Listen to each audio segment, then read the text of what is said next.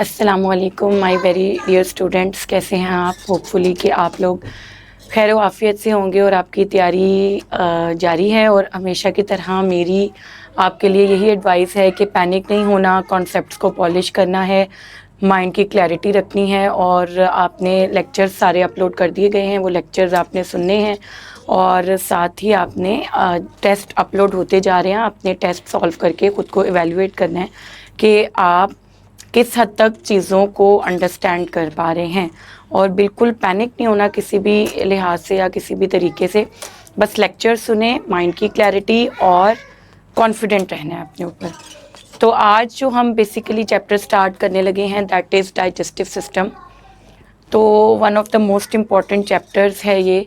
तो हम देखते हैं अकॉर्डिंग टू द पीएमडीसी जो हमें सिलेबस गिवन है उसमें एक्चुअली में सिर्फ और सिर्फ ह्यूमन डाइजेस्टिव सिस्टम गिवन है।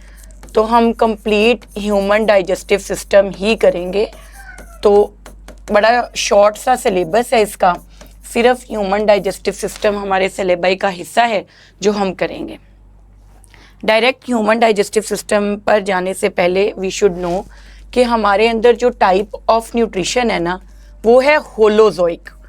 होलोजोइक न्यूट्रिशन वो होती है जिसके अंदर एक इंडिविजुअल अपना फूड इंजेस्ट करता है, उसकी बॉडी में कैविटीज़ होती हैं जहाँ पर वो उस फूड को डाइजेस्ट करता है, फिर वो फूड एब्जॉर्ब होता है उसके ब्लड में या बॉडी फ्लूइड में, जिसके ज़रिए वो तमाम सेल्स तक पहुँचाया जाता है। सेल्स उसको यूटिलाइज करते हैं जो प्रोडक्ट्स होते हैं, और फिर जो अनडाइजेस्टेड फूड होता है उसको एक्सक्रीट आउट करते हैं। तो ये जो पूरा टाइप है न्यूट्रिशन की, जिसमें फूड इंजेस्ट करने के बाद चाहे वो सॉलिड है चाहे वो लिक्विड, इंडिविजुअल की बॉडी के अंदर डाइजेस्ट होगा, फिर उसके बाद एब्जॉर्ब होगा, एजिमिलेट होगा और इजेस्ट होगा। ये होलोजोइक न्यूट्रिशन होती है। इसके अंदर जो स्टेप्स हैं वो इंजेशन है, ठीक है। हमारे पास इंजेशन ऑफ फूड है जिसमें फूड इनटेक होगा, हम फूड इनटेक करेंगे, ठीक है, चाहे वो सॉलिड है चाहे वो लिक्विड है। उसके बाद सेकंड स्टेप क्या होगा? डाइजेशन। और हम ये भी देखेंगे कि डाइजेशन क्यों नेसेसरी है। डाइजेशन में क्या होगा? जो हमने फूड लिया है उसको ब्रेक डाउन किया जाएगा। फिर क्या होगा? Third step that would be absorption, वो होगा एब्जॉर्प्शन। एब्जॉर्प्शन में क्या होगा? जो डिफ्यूजन है एंड प्रोडक्ट्स की, जो डाइजेशन के रिजल्ट में बने हैं, उनकी डिफ्यूजन होगी इन ब्लड या बॉडी फ्लूइड। तो हमारे केस में हमारा बॉडी फ्लूइड ब्लड ही है, तो diffusion of end products in blood. Assimilation, assimilation में क्या होगा कि वो जो एंड प्रोडक्ट्स हैं वो सेल्स तक जाएंगे और वहाँ पर सेल्स यूज़ करेंगे उनको अपने नए स्ट्रक्चर्स बिल्ड करने के लिए फॉर सेल डिवीजन। कुछ को एनर्जी सोर्स के तौर पर यूज़ किया जाएगा, वो इनका हिस्सा बन जाएंगे, एजिमिलेशन। और अनडाइजेस्टेड और जो वेस्ट फूड है वो एक्सक्रीट आउट हो जाएगा, वो एक्सपेल हो जाएगा, तो हम उसको बोलते हैं egestion, excretion of undigested food. तो कलेक्टिवली होलोजोइक न्यूट्रिशन के ये 5 स्टेप्स होते हैं और हमारे अंदर भी यही है। ये 5 स्टेप्स होलोजोइक न्यूट्रिशन के होते हैं फ्रॉम इंजेशन टू इजेशन। अब एक क्वेश्चन सबसे पहला, ये डाइजेशन क्यों ज़रूरी है? क्योंकि हम डाइजेस्टिव सिस्टम कर रहे हैं तो हमारा जो फोकस है सबसे पहले डाइजेशन पर होना चाहिए। हम step by step in 5 steps को ह्यूमंस के रेफरेंस से स्टडी करेंगे। फूड इनटेक को, डाइजेशन को, एब्जॉर्प्शन को, एजिमिलेशन और इजेशन को, हम इन 5 स्टेप्स को ह्यूमंस के रेफरेंस से स्टडी करेंगे। लेकिन सबसे पहले जो आपको बात पता होनी चाहिए वो ये है, डाइजेशन ज़रूरी क्यों है? क्योंकि जो हमने फूड लिया है ना, जो हमारा जो फूड इनटेक है that is in the form of macromolecules. हमने जो खाना खाया है उसमें मैक्रोमोलिक्यूल्स हैं। आपने रोटी खाई है उसमें स्टार्च है, आपने मीट या एग खाए हैं उसमें प्रोटीन्स हैं, ठीक है, आपने कोई भी और खाना खाया वो ऑयल में ही पका हुआ है तो लिपिड्स हैं।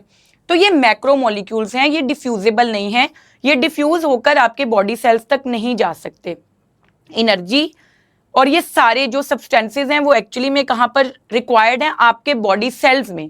आपके बॉडी सेल्स आपका बेसिक यूनिट है, स्ट्रक्चरल भी और फंक्शनल भी। तो ये सब चीज़ें सेल्स के अंदर नहीं जा सकती। स्टार्च, प्रोटीन्स, लिपिड्स डिफ्यूज करके सेल्स में नहीं जा सकते। हालांकि सेल को रिक्वायरमेंट है इन अमाइनो एसिड्स की, ग्लूकोज की to get energy, amino acids की to build new proteins, lipids की ज़रूरत है नए जो है वो बनाने के लिए सेल्स के स्ट्रक्चर, लिपिड्स की आपको पता है जो बायलेयर होती है उसी पर मुश्तमिल होती है प्लाज्मा मेम्ब्रेन। तो ये सारी चीज़ें तो सेल्स के अंदर चाहिए। तो बेसिकली क्या किया जाता है, क्योंकि हमने जो फूड इनटेक किया है वो मैक्रो मॉलिक्यूल्स हैं और वो डिफ्यूजिबल नहीं है। ये जो मैक्रो मॉलिक्यूल्स हैं ये नॉन डिफ्यूजिबल होते हैं, ये डिफ्यूज करके आपके बॉडी सेल्स में दाखिल नहीं हो सकते जहां पर एक्चुअली इनकी ज़रूरत है। तो फिर क्या किया जाता है, बेसिकली इनको डाइजेस्ट किया जाता है। डाइजेस्ट का मतलब ब्रेक डाउन किया जाता है। और हाइड्रोलिसिस, इनकी डाइजेशन को हम हाइड्रोलिसिस कहते हैं।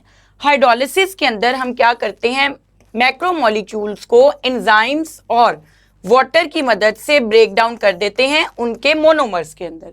तो सिंपली ये जो डाइजेशन है इसको हम हाइड्रोलिसिस बोलते हैं, जहां पर एंजाइम और वाटर की मदद से ब्रेक डाउन किया जाता है इन लार्जर मॉलिक्यूल्स को माइक्रो मॉलिक्यूल्स में। अब वो जो माइक्रो मॉलिक्यूल्स होते हैं वो डिफ्यूजिबल होते हैं, वो डिफ्यूज करके प्लाज्मा मेम्ब्रेन को सेल्स के अंदर दाखिल हो सकते हैं। तो दैट्स वाई डाइजेशन की जाती है, ताकि उनको डिफ्यूजिबल एंड प्रोडक्ट्स में तोड़ा जाए और वो क्या जा सकें, वो सेल के अंदर जा सकें और सेल्स फिर उनको यूज कर सकें फॉर वेरियस पर्पसेस, सेल्स उनको यूज करें। That's why digestion is needed. अब आपने याद रखना है कि हमारे अंदर इन केस ऑफ ह्यूमंस जो डाइजेशन होती है दैट इज एक्स्ट्रा सेलुलर। हमारे अंदर एक्स्ट्रा सेलुलर डाइजेशन होती है। इसका मतलब ये है कि जो फूड है वो सेल्स में एंटर नहीं होता, बल्कि हमारी बॉडी में कुछ कैविटीज मौजूद हैं, कुछ स्पेसेस मौजूद हैं जहां पर एंजाइम्स रिलीज होते हैं और डाइजेशन वहां पर होती है।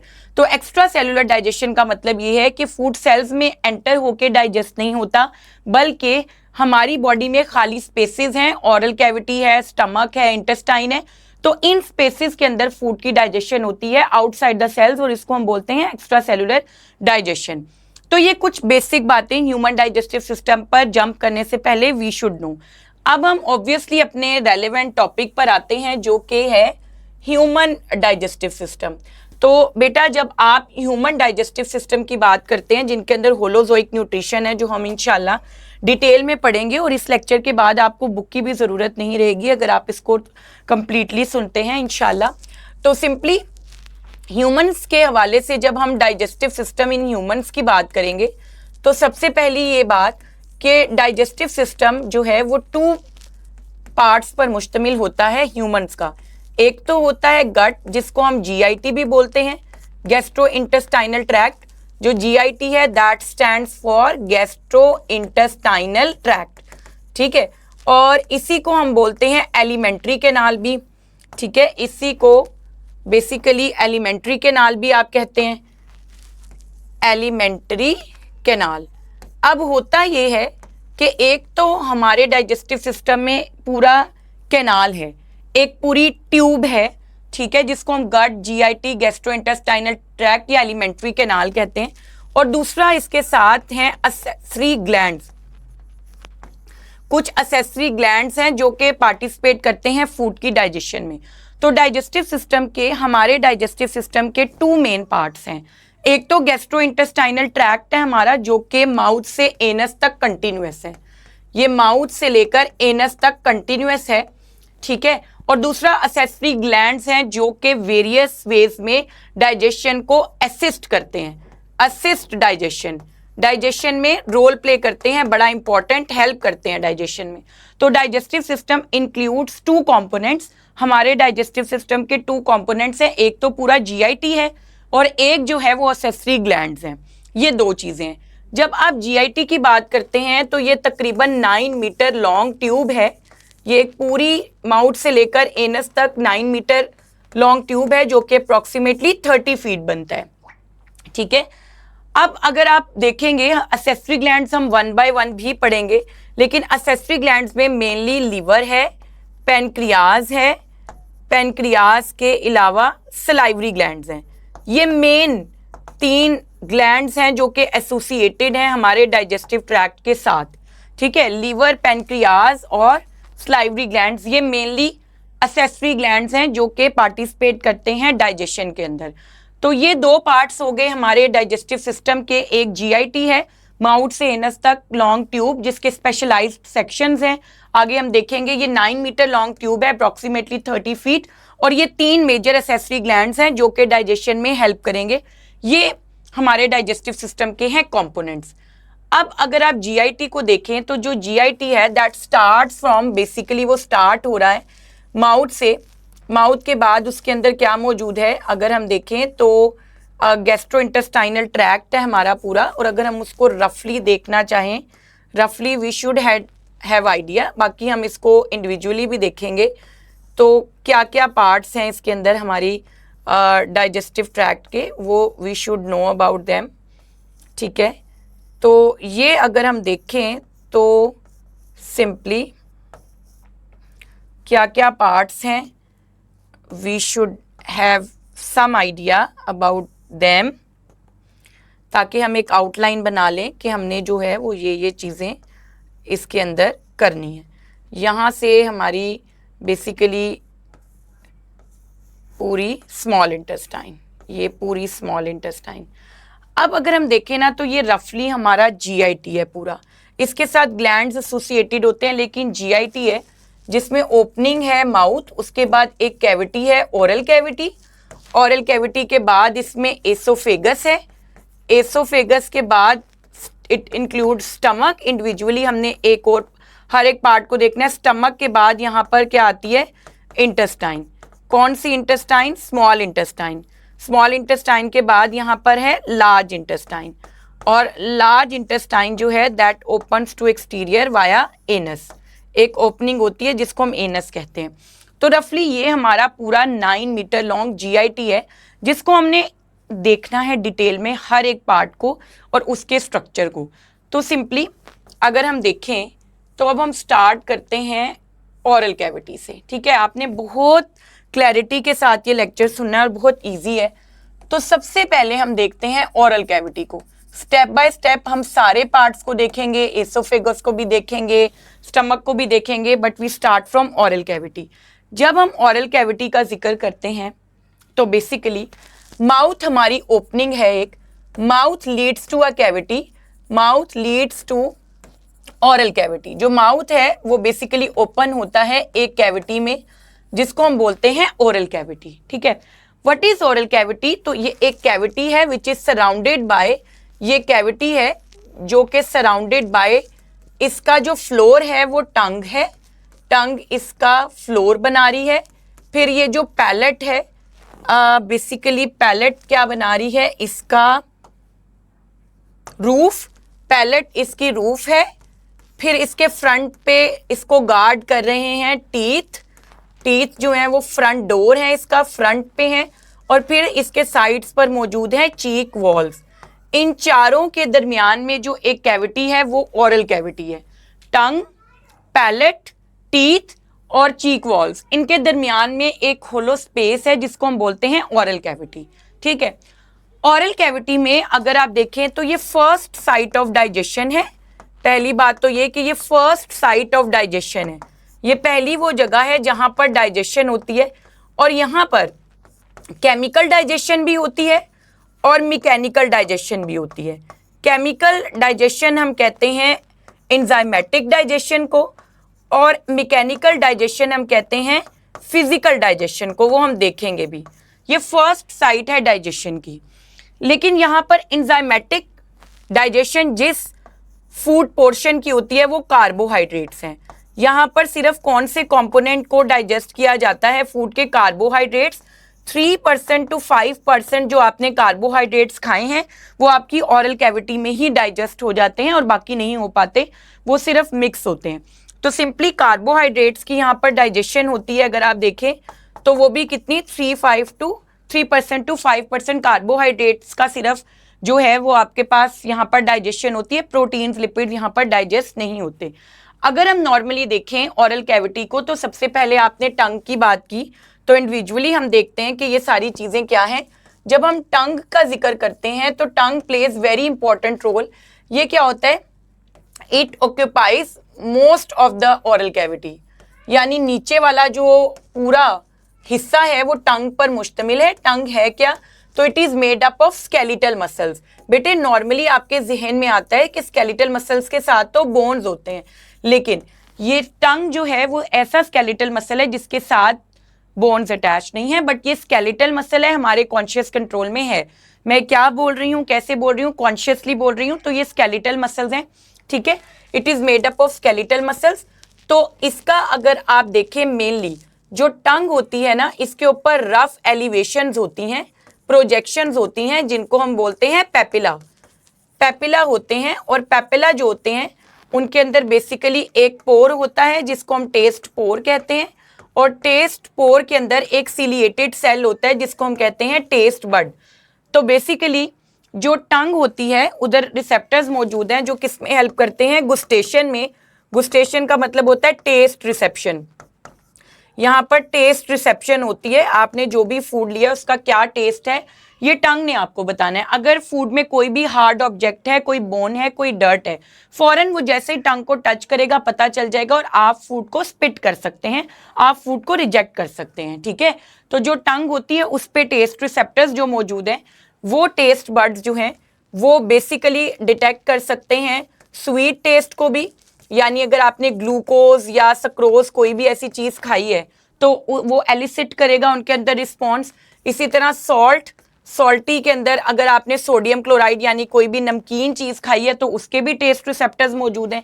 अगर आपने कोई सावर चीज खाई है जैसे कोई विनीगर वगैरह है या लेमन है तो उसके लिए भी रिसेप्टर्स मौजूद हैं, और बिटर के लिए भी, जैसे आपने कोई सीड्स या कोई भी एल्कलॉइड चीज खाई है, टमाटो सीड्स हैं, एप्पल सीड है, तो चारों तरह के रिसेप्टर्स टेस्ट बड्स की फॉर्म में टंग के ऊपर मौजूद हैं, तो आप इससे टेस्ट डिटेक्ट कर सकते हैं फूड का। मोर ओवर आप ये देखिए कि यहाँ पर बात हो गई टंग की, दूसरी आपने बात की है यहाँ पर पैलेट की। हम जब ओरल कैविटी का जिक्र कर रहे हैं तो हम खुद ही जा रहा है ऊपर, अच्छा आप ये देखिए पैलेट, दूसरी बात हमने की है पैलेट की। तो पैलेट जो है वो बेसिकली क्या है, ये ऊपर वाली छत है आपकी ओरल कैविटी की। जब आप पैलेट की बात करते हो तो इसके टू पार्ट्स हैं। जो एंटीरियर पार्ट होता है वो हार्ड पैलेट कहलाता है, एंटीरियर जो है वो हार्ड पैलेट है, और जो इसका पोस्टीरियर वन पार्ट है जो पीछे वाला हिस्सा है वो क्या कहलाता है, सॉफ्ट पैलेट। तो पैलेट जो है वो भी ओरल कैविटी का हिस्सा है। पैलेट के टू पार्ट्स हैं, इंटीरियर वन हार्ड पैलेट और पीछे वाला हिस्सा सॉफ्ट पैलेट। ये ऊपर वाली छत है आपकी ओरल कैविटी की, और ये भी बहुत इंपॉर्टेंट रोल प्ले करती है जब हम ड्यूरिंग स्वॉलिंग, जब हम फूड स्वॉलो कर रहे होते हैं तो होता ये है कि ये जो सॉफ्ट पैलेट है ये ऊपर की तरफ मूव करती है। सॉफ्ट पैलेट मूव्स अप, ये थोड़ा सा ऊपर की तरफ मूव करती है टू क्लोज नॉस्ट्रिल्स। और ये नॉस्ट्रिल्स जो होते हैं ना हमारे नॉस्ट्रिल्स, ये जो, तो यहाँ पर नॉस्ट्रिल्स हैं, एक अंदर भी होते हैं, उनको क्लोज करती है ताकि आपने जो खाया है, जो पिया है, वो नोज में ना आ जाए। तो पैलेट क्या करती है, आपके स्वॉलोइंग के दौरान इस बात को यकीनी बनाती है कि जो आप खा रहे हैं वो आपके एसोफेगस में और फेरिंग्स में ही जाए, वो नोज की तरफ ना आए। क्योंकि देखिए जैसे ये आपके एक्सटर्नल नॉस्ट्रिल्स हैं, अंदर भी नॉस्ट्रिल्स मौजूद हैं नेजल कैविटी के। तो जब आप खाना खा रहे होंगे तो सॉफ्ट पैलेट थोड़ा सा ऊपर की तरफ हो जाती है ताकि उन नॉस्ट्रिल्स को बंद करे और खाना नोज में ना जाए। अक्सर आपने देखा है कि पानी नोज में आ जाता है अगर हम उसको सही बोल रहे हैं पीते हुए, या हम लोग लेट के पानी पी रहे हैं, तो इस तरह अक्सर होता है। तो सिंपली ये करती है रोल प्ले। फिर हमने एक और बात देखी थी, हमने ये दूसरा कंपोनेंट देखा ओरल कैविटी का पैलेट, और जो पहला कंपोनेंट था ये हमारी टंग थी, ठीक है, ये ओरल कैविटी के अंदर टंग थी। फिर दूसरा जो पार्ट था वो हमने देखा वो पैलेट है, ठीक है। अब आप ये देखिए कि तीसरा आपने देखा यहाँ पर टीथ। तो एक मिनट, इसको इधर भेज देते हैं। अच्छा आप ये देखिए तीसरा जो आपने चीज देखी है वो देखे हैं टीथ। तो बेसिकली टीथ मौजूद होते हैं हमारे। जो टीथ हैं यहाँ पर हमारी ओरल कैविटी में वो चार टाइप्स के होते हैं टीथ। एक कहलाते हैं आपके कैनाइन्स, और एक होते हैं इंसाइजर्स, एक प्रीमोलर्स और मोलर्स। तो 4 टाइप्स, अगर आप अपनी डेंटिशन देखें तो 4 टाइप्स के टीथ हैं हमारे जो मौजूद हैं। कैनाइन्स जो होते हैं वो कॉन शेप्ड होते हैं, और वो बेसिकली किसी भी चीज़ की कटिंग में यूज़ होते हैं क्योंकि बहुत शार्प होते हैं, तो कटिंग या टेयरिंग में ये यूज़ होते हैं। इसके अलावा जो इंसाइजर्स होते हैं वो चिजल शेप्ड होते हैं। थोड़ी आरी की तरह, ये चीजल शेप्ड होते हैं और ये भी फूड की होल्डिंग में यूज होते हैं। अगेन उसको हेल्प करते हैं उसकी कटिंग में, और इसी तरह उसको भी होल्ड करते हैं फूड को, और उसको कट करने में केनाइन्स के साथ मिलकर रोल प्ले करते हैं। इंसाइजर्स और canines cutting, tearing, holding of food करते हैं। फिर जो प्री मोलर्स और मोलर्स होते हैं, ये दोनों के एंड्स ब्लंट होते हैं, ये ब्लंट एंडेड्स होते हैं, और इनका मेन काम ये होता है कि ये फूड की ग्राइंडिंग में रोल प्ले करते हैं। जो आपने खाना खाया है उसको ये ग्राइंड करेंगे, उसको ब्रेक डाउन करेंगे स्मॉलर पीसेस में, ठीक है, उनको च्यू करेंगे स्मॉलर पीसेस में। तो बेसिकली अगर आप देखें तो हमारे पास 4 सेट्स ऑफ टीथ्स होते हैं, केनाइन्स, इंसाइजर, प्रीमोलर्स एंड मोलर्स। और ऐसा होता है कि आपके ना दो लाइफ में 2 डेंटिशन होती हैं, यानी 2 सेट्स ऑफ टीथ आते हैं। एक को हम बोलते हैं डेसिडुअस या मिल्क टीथ। जो डेसिडुअस या मिल्क टीथ होते हैं वो 20 होते हैं टोटल, इनको बाद में रिप्लेस कर देते हैं परमानेंट टीथ। जो परमानेंट टीथ होते हैं वो इनको रिप्लेस कर देते हैं एंड दे आर 32, लेकिन अभी काफ़ी हद तक रिडक्शन होके 28 है। काफ़ी लोगों के जो विजडम टीथ जिनको आप कहते हैं, जो मोलर्स हैं, वो नहीं भी निकलते। खैर, लेकिन अभी तक हम किताबी जो बात पढ़ते हैं वो 32 ही पढ़ते हैं। तो डिसीडुअस जो मिल्क टीथ होते हैं वो सिंपली हमारे पास क्या कहलाते हैं, परमानेंट टीथ। डिसीडुअस टीथ जो होते हैं वो हमारे मिल्क टीथ होते हैं, उनको रिप्लेस करते हैं परमानेंट टीथ। फिर आप ये देखिए कि ये मेन थे चीक वॉल्स तो बस सराउंड कर रही होती हैं, उसका उनका कोई रोल नहीं होता। लेकिन कुछ अब जिक्र करेंगे हम ग्लैंड्स का। अब देखिए, तो ओरल कैविटी हमने उसका स्ट्रक्चर देख लिया कि उसमें इंडिविजुअली क्या क्या चीजें हैं। अब अगर आप देखें तो ओरल कैविटी का पहला काम हमने देखा वो टंग की मदद से सिलेक्शन ऑफ फूड करती है। जो ओरल कैविटी है उसका पहला रोल ये है कि वो सिलेक्शन ऑफ फूड करती है। इवन सिलेक्शन ऑफ फूड जो है करती तो ओरल कैविटी है, but that is aided by, उसको एड करती है आपकी sense of smell and vision. आप देखने से भी और स्मेल से भी आइडिया लगा सकते हैं कि फूड किस टाइप का है, वो एपिटाइजिंग है या वो खराब है, आपको पता चल जाता है। तो selection of food oral cavity का काम है, जिसमें सेंस ऑफ स्मेल और विजन भी एड करते हैं, ठीक है। ओरल कैविटी आपको हेल्प करेगी फूड को डिटेक्ट करने में कि कैसा है, अगर उसमें कोई भी खराबी है तो आप उसको रिजेक्ट कर सकते हैं। नंबर 2 देखिए, मैकेनिकल डाइजेशन। यहाँ पर फूड की मैकेनिकल डाइजेशन हो रही है, ठीक है। मैकेनिकल डाइजेशन ऑफ फूड यहाँ पर किस तरह हो रही है, जो टीथ हैं specially molars and pre molars, ये जो टीथ हैं molars and pre molars specially, ये क्या कर रहे हैं, ये फूड की क्या कर रहे हैं, मैस्टिकेशन। मैस्टिकेशन में टंग भी इनको रोल प्ले कर रही है, मदद कर रही है मिक्सिंग में। ये उसकी ग्राइंडिंग कर रहे हैं, उसकी ग्राइंडिंग कर रहे हैं, मैस्टिकेशन कर रहे हैं, उसको मिक्स कर रहे हैं, उसको ग्राइंड कर रहे हैं, ठीक है। जो टीथ होते हैं जब वो च्यूइंग करते हैं, जब हम खाना चबाते हैं तो वो छोटे छोटे पीसेस में टूट जाता है, वो ग्राइंड हो जाता है और साथ में वो मिक्स भी हो रहा होता है सारा, जिसको हम कहते हैं मैस्टिकेशन, कि मिक्सिंग होके ना वो यकजा होने लग जाता है। फायदा ये होता है कि जो लार्जर पीसेस होते हैं ना, लार्जर पीसेस का स्मॉल सरफेस एरिया होता है, एंजाइम को नहीं मिल रही होती जगह कि वो किस एक्टिव साइट एक्सपोज नहीं होती, एंजाइम किस जगह जाकर बाइंड करें।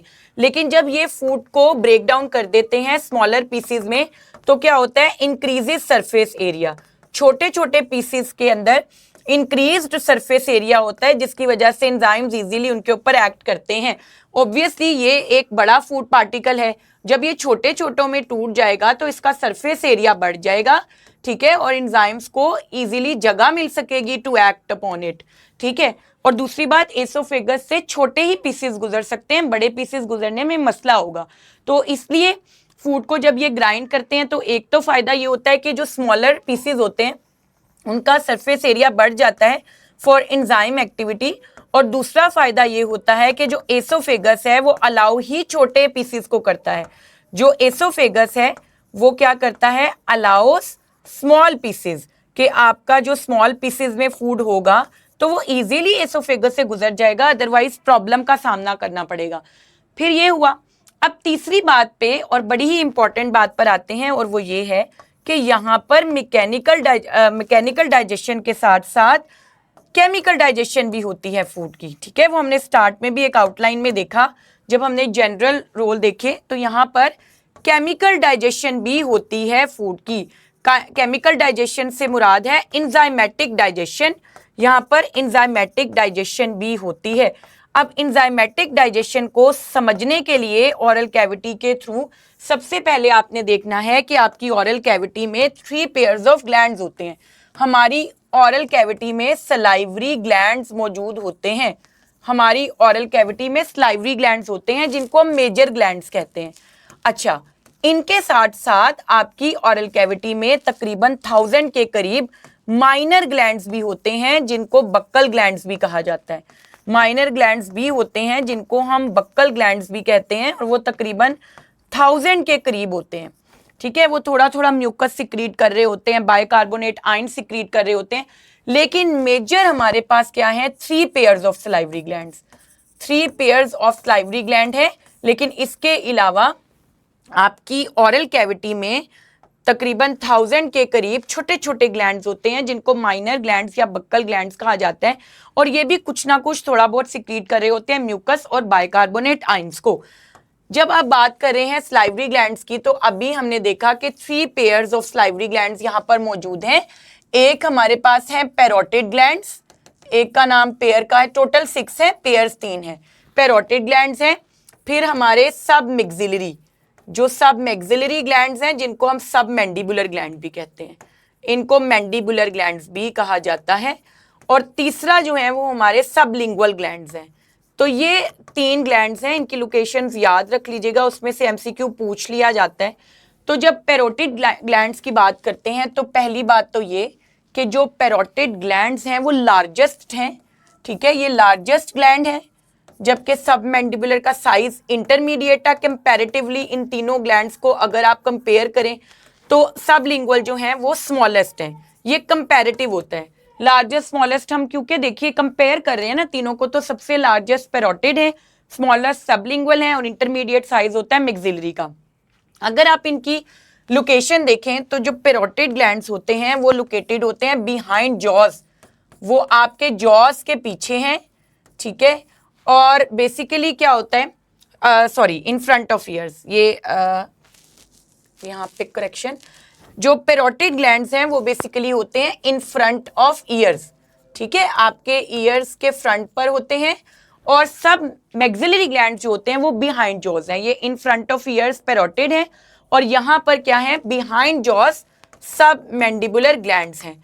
और सबलिंगुअल जो होते हैं दे आर बिलो टंग, इनकी लोकेशन याद रख लीजिएगा, ये बिलो टंग होते हैं। ठीक है, अब पैरोटिड ग्लैंड जो है वो क्या सिक्रीट करते हैं, मेनली वो सिक्रीट करते हैं एक एंजाइम जिसको हम अमाइलेज या टाइलिन कहते हैं। टाइलिन का नाम स्टार्च की बेस पर ही रखा गया है, और ये सिक्रीट करते हैं बेसिकली अमाइलेज, जिसका नाम सलाइवरी अमाइलेज है। ये सलाइवरी अमाइलेज भी सिक्रीट करते हैं, और साथ में ये सिक्रीट करते हैं म्यूकस भी। जो सबलिंगुअल ग्लैंड्स हैं दे सिक्रीट म्यूकस, ये म्यूकस सिक्रीट करते हैं। ठीक है, तो ये इनकी रेलेवेंट सिक्रीशंस हैं। मोर ओवर अगर आप देखें कि म्यूकस क्या होता है, इनका रोल क्या है, तो बेसिकली कुछ यहाँ से वाटर भी सिक्रीट कर रहे हैं, ये भी म्यूकस भी ऐड कर रहे हैं, ये बाइकार्बोनेट आयंस भी ऐड कर रहे हैं। ठीक है, ये सारा कुछ ऐड होता जा रहा है आपकी ओरल कैविटी में, ये रिलीज कर रहे हैं। ये जो सारी चीज़ों का मिक्सचर बनता है उसको हम क्या कहते हैं, सलाइवा। ठीक है, सलाइवा बेसिकली एक मिक्सचर है। अगर आप देखें तो सलाइवा मिक्सचर है म्यूकस का। म्यूकस क्या होता है बेटे, म्यूकस में म्यूसिन होता है और वाटर होता है। म्यूसिन एक ग्लाइकोप्रोटीन है, म्यूसिन ग्लाइकोप्रोटीन है। ठीक है, म्यूसिन और वाटर म्यूकस बनाते हैं। फिर उसके बाद इसके अंदर मौजूद होते हैं कुछ बाइकार्बोनेट आयंस, बाइकार्बोनेट आयंस मौजूद होते हैं। और तीसरा अभी आपने देखा है सलाइवरी अमाइलेज। इन सबके मिक्सचर को हम क्या बोलते हैं, सलाइवा। मिक्सचर सलाइवा है। अब म्यूकस क्या करता है, ये क्या करता है, लुब्रिकेशन ऑफ फूड।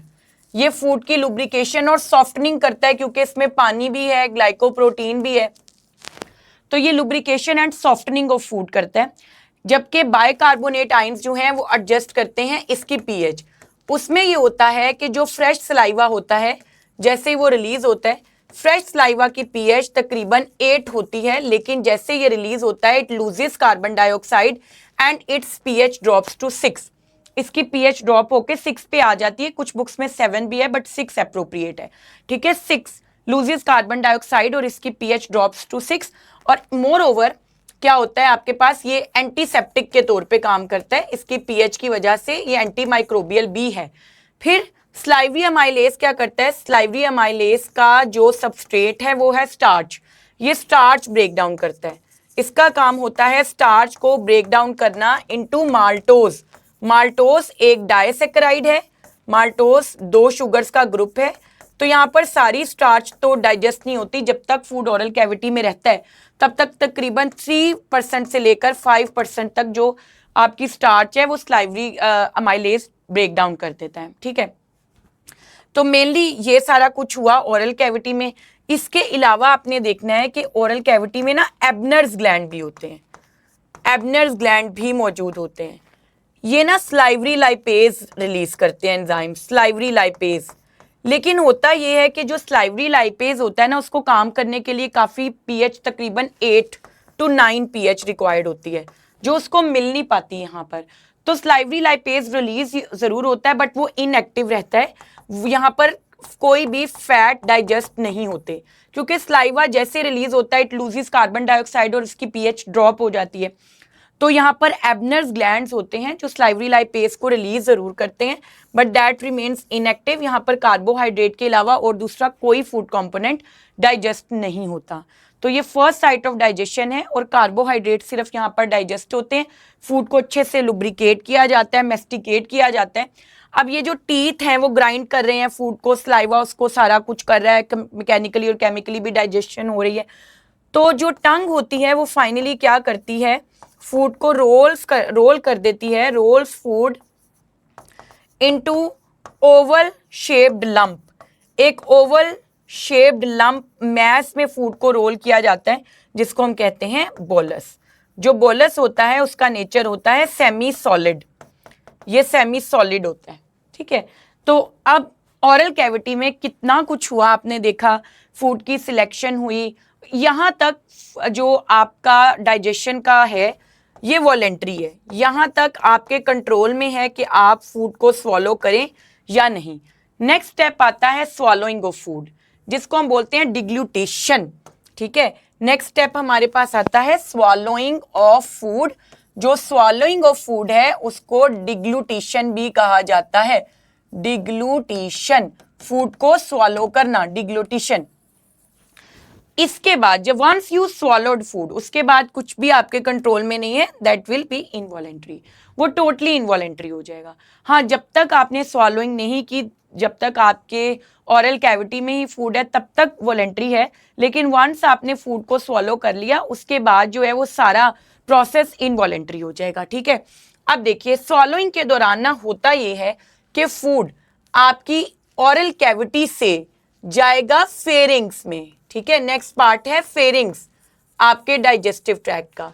लेकिन बात यह है कि जो फेरिंग्स है ना, दैट इज अ कॉमन पैसेजवे, ये एक कॉमन मस्कुलर पैसेजवे है for digestive and respiratory system. ये डाइजेस्टिव सिस्टम का भी पार्ट है, ठीक है, एंड ये रेस्पिरेटरी सिस्टम का भी पार्ट है।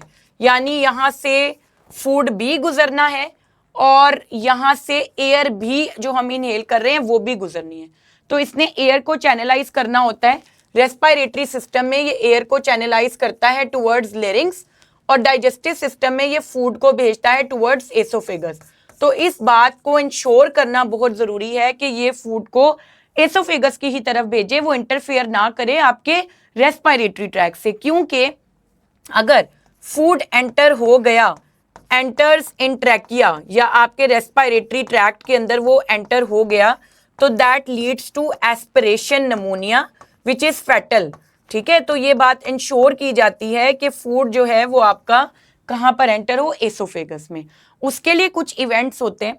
अगर आप फेरिंग्स को देखें तो फेरिंग्स के मेन 3 पार्ट्स हैं, क्योंकि ये नेक्स्ट हमारा पार्ट है। एक होता है नेजोफेरिंग्स, इसका जो अपर वाला एरिया होता है वो होता है नेजोफेरिंग्स, दैट इज नेजोफेरिंग्स।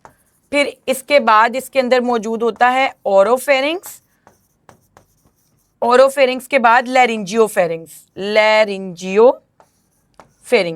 ये बेसिकली 3 पार्ट्स होते हैं इसके, ठीक है।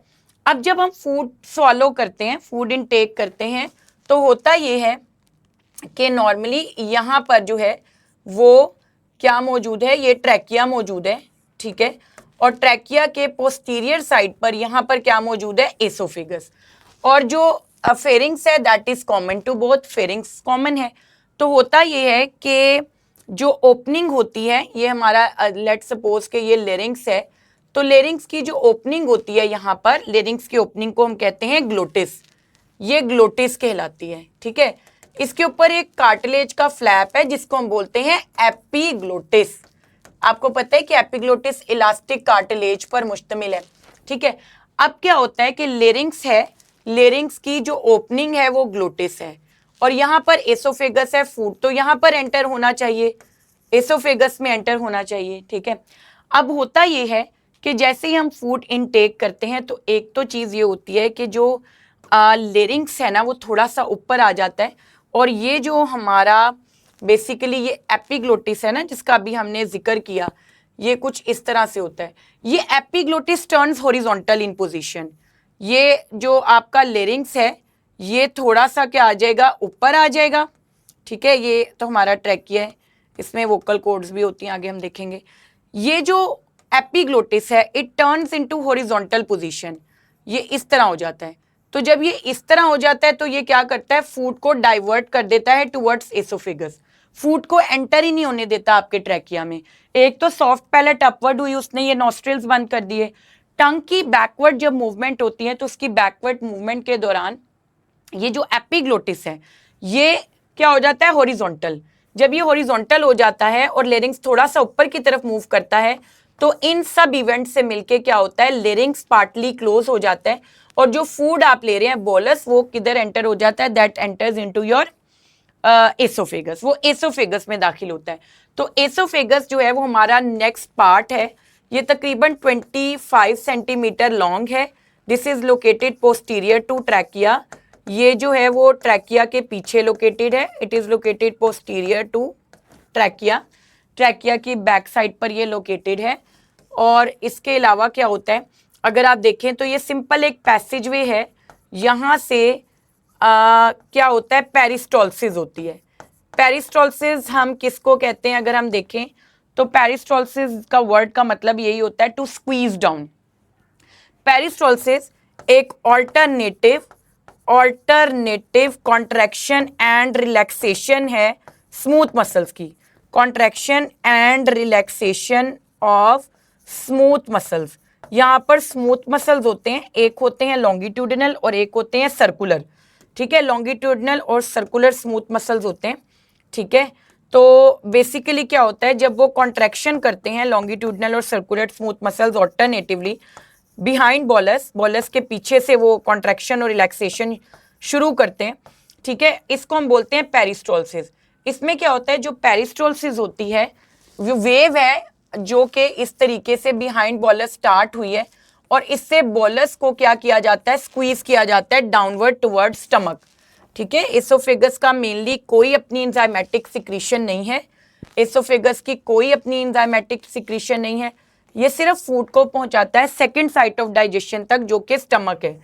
जो स्टमक है हमारा वो सेकंड साइट ऑफ डाइजेशन है, और फर्स्ट साइट ऑफ डाइजेशन है फॉर प्रोटीन्स, यानी प्रोटीन्स जो हैं वो यहाँ पर डाइजेस्ट होते हैं। वैसे ओवरऑल हमारे डाइजेस्टिव ट्रैक्ट की सेकंड साइट ऑफ डाइजेशन है, लेकिन अगर वो पूछे प्रोटीन्स के लिए कि वहाँ वो सबसे पहले कहाँ डाइजेस्ट होते हैं, तो स्टमक में वो उनके लिए फर्स्ट साइट ऑफ डाइजेशन है। तो ये जो पेरिस्टोल्टिक मूवमेंट्स हैं, ये पेरिस्टोल्सिस है जो कि फूड को स्क्वीज करती है डाउनवर्ड, स्क्वीजेस, ठीक है, फूड को स्क्वीज करती है डाउनवर्ड ताकि वो स्टमक में पहुंचाया जा सके। अब यहाँ पर ना 2 स्फिंक्टर्स होते हैं, एक तो यहाँ पे होता है, अगेन यहाँ पे एक स्फिंक्टर होता है जो फूड को बेसिकली जिस जगह से फूड फेरिंग्स से एसोफेगस में एंटर होता है, वो पॉइंट जिस जगह पे फूड एसोफेगस से फेरिंग्स से एसोफेगस में एंटर होगा, वहां पर एक स्फिंक्टर होता है, मसल्स का एक स्फिंक्टर होता है जिसको हम कहते हैं अपर एसोफेजियल स्फिंक्टर। ये अपर एसोफेजियल स्फिंक्टर है, ठीक है, ये मौजूद होता है, ठीक है, फूड स्क्वीज हो रहा है डाउनवर्ड। फिर अगेन यहाँ पर भी इस एरिया में भी एक स्मूथ मसल्स की रिंग होती है जो फूड की एंट्री को कंट्रोल करती है एसोफेगस से स्टमक में। इसको हम बोलते हैं बेसिकली लोअर एसोफेजियल स्विंक्टर या फिर कार्डियक स्विंक्टर, या फिर कार्डियक स्विंक्टर इसको बोलते हैं। ठीक है, ये हमारे पास क्या होते हैं, एसोफेगस के स्विंक्टर्स होते हैं। एक जंक्शन पर है फेरिंग्स और एसोफेगस की अपर वाला, और एक स्टमक और एसोफेगस की जंक्शन पर है जो लोअर वाला है। पेरिस्टोलसिस जो है वो फूड को डाउनवर्ड मूव करती है और ग्रेविटी की असिस्टेंस मिलती है इसमें। ग्रेविटी असिस्ट जरूर करती है फूड को डाउनवर्ड लेके जाने में, but the gravity is not the only force. Peristaltic movements इतनी स्ट्रांग होती हैं कि अगर आप हेड स्टैंड के साथ सर के बल खड़े होकर भी खाएंगे तो पेरिस्टोल्टिक मूवमेंट्स उसको स्टमक की तरफ ही भेजेंगी, वो नीचे की तरफ नहीं जाएगा। तो ग्रेविटी असिस्ट करती है पेरिस्टोलसिस को, लेकिन पेरिस्टोल्टिक मूवमेंट्स इटसेल्फ इतनी स्ट्रांग होती हैं, पेरिस्टोल्टिक मूवमेंट इटसेल्फ इतनी स्ट्रांग होती है कि आप हेड स्टैंड के साथ भी खाएंगे तो खाना वो स्टमक की तरफ ही पुश करेंगी। समटाइम्स ऐसा होता है ड्यू टू ओवर ईटिंग या due immediately lying after taking food, आप खाना खा के फौरन लेट गए हैं उल्टा पेट के बल, ठीक है, या आपने ज्यादा खाना खा लिया, तो ये जो पेरिस्टोल्टिक मूवमेंट्स हैं ये रिवर्स हो जाती हैं और फूड वापस जाने लगता है ओरल कैविटी की तरफ, लीडिंग टू वॉमिटिंग। तो हम इसको बोलते हैं एंटी पेरिस्टोलसिस। जो एंटी पेरिस्टोलसिस है इट लीड्स टू वॉमिटिंग। ठीक है, एंटी पेरिस्टोलसिस क्या होता है, रिवर्स पेरिस्टोल्टिक कॉन्ट्रैक्शन जो कि फूड को ऊपर की तरफ भेजती है and it leads to vomiting. अक्सर ऐसा होता है, एक टाइप की जो पेरिस्टोल्टिक कॉन्ट्रैक्शंस है ना, एक पेरिस्टोल्टिक कॉन्ट्रैक्शंस को हम कहते हैं हंगर पैंग्स। यानी अगर आपका स्टमक बिल्कुल खाली हो और आपने काफ़ी देर से, आपकी बुक के मुताबिक और डिफरेंट बुक्स के मुताबिक 12 to 24 आवर्स उन्होंने बताया, बट इट वेरीज। अगर 12 से 24 घंटे हो गए आपने कुछ नहीं खाया, आपका ब्लड ग्लूकोज लेवल डाउन जाएगा। स्टमक में रिसेप्टर्स मौजूद होते हैं, स्ट्रेच रिसेप्टर्स मौजूद होते हैं, वो भी डिटेक्ट करते हैं कि खाना नहीं है, तो खाली स्टमक रिलैक्स और कॉन्ट्रैक्ट करने लगता है। और इस तरह की पेरिस्टोल्टिक कॉन्ट्रैक्शंस को हम क्या बोलते हैं, हंगर पैंग्स। तो हंगर पैंग्स भी फील हो सकते हैं आपको। तो ये सिंपली आ जाता है अबाउट एसोफेगस। नेक्स्ट पार्ट जी हमारा बड़ा ही इंपॉर्टेंट है एंड दैट इज स्टमक। जब हम रेड से, बल्कि आप बच्चे कह रहे थे नज़र नहीं आता, तो हम इसलिए रेड मिनिमम यूज़ करेंगे। तो यहाँ पर हमारे जो आता है वो आता है स्टमक। ठीक है, स्टमक। अब देखिए जो स्टमक है वो सेकंड साइट ऑफ डाइजेशन है। हमारी जो स्टमक है उसके बारे में कुछ बातें पहले कर लेते हैं, फिर इसको डिस्कस करते हैं। स्टमक क्या है जी, ये इलास्टिक मस्कुलर बैग है। ठीक है, पहले हमारी ओरल कैविटी आ गई, फिर उसके बाद फेरिंग्स आ गया, फिर एसोफेगस आ गया, अब स्टमक। तो इलास्टिक मस्कुलर बैग है ये एक। ठीक है, और जब एम्प्टी होता है, जब ये खाली होता है, व्हेन एम्प्टी तो इट इज जे शेप्ड, जब ये खाली होता है तो ये जे शेप्ड होता है। ठीक है, और it has made discontinuous feeding possible.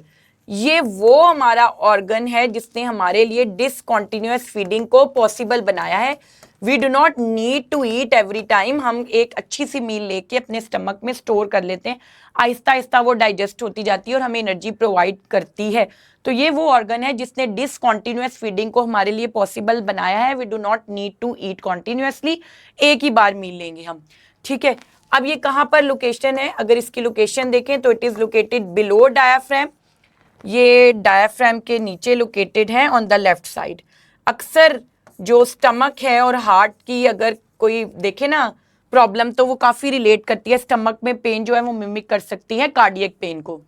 Below diaphragm on left side located है आपका स्टमक।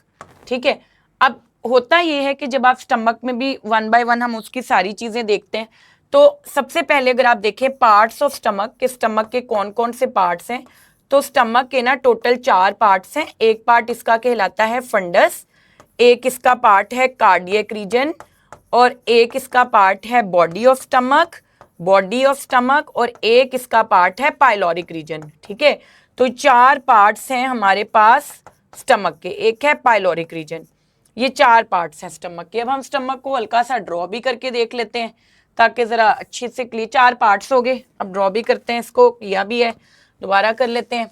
ठीक है,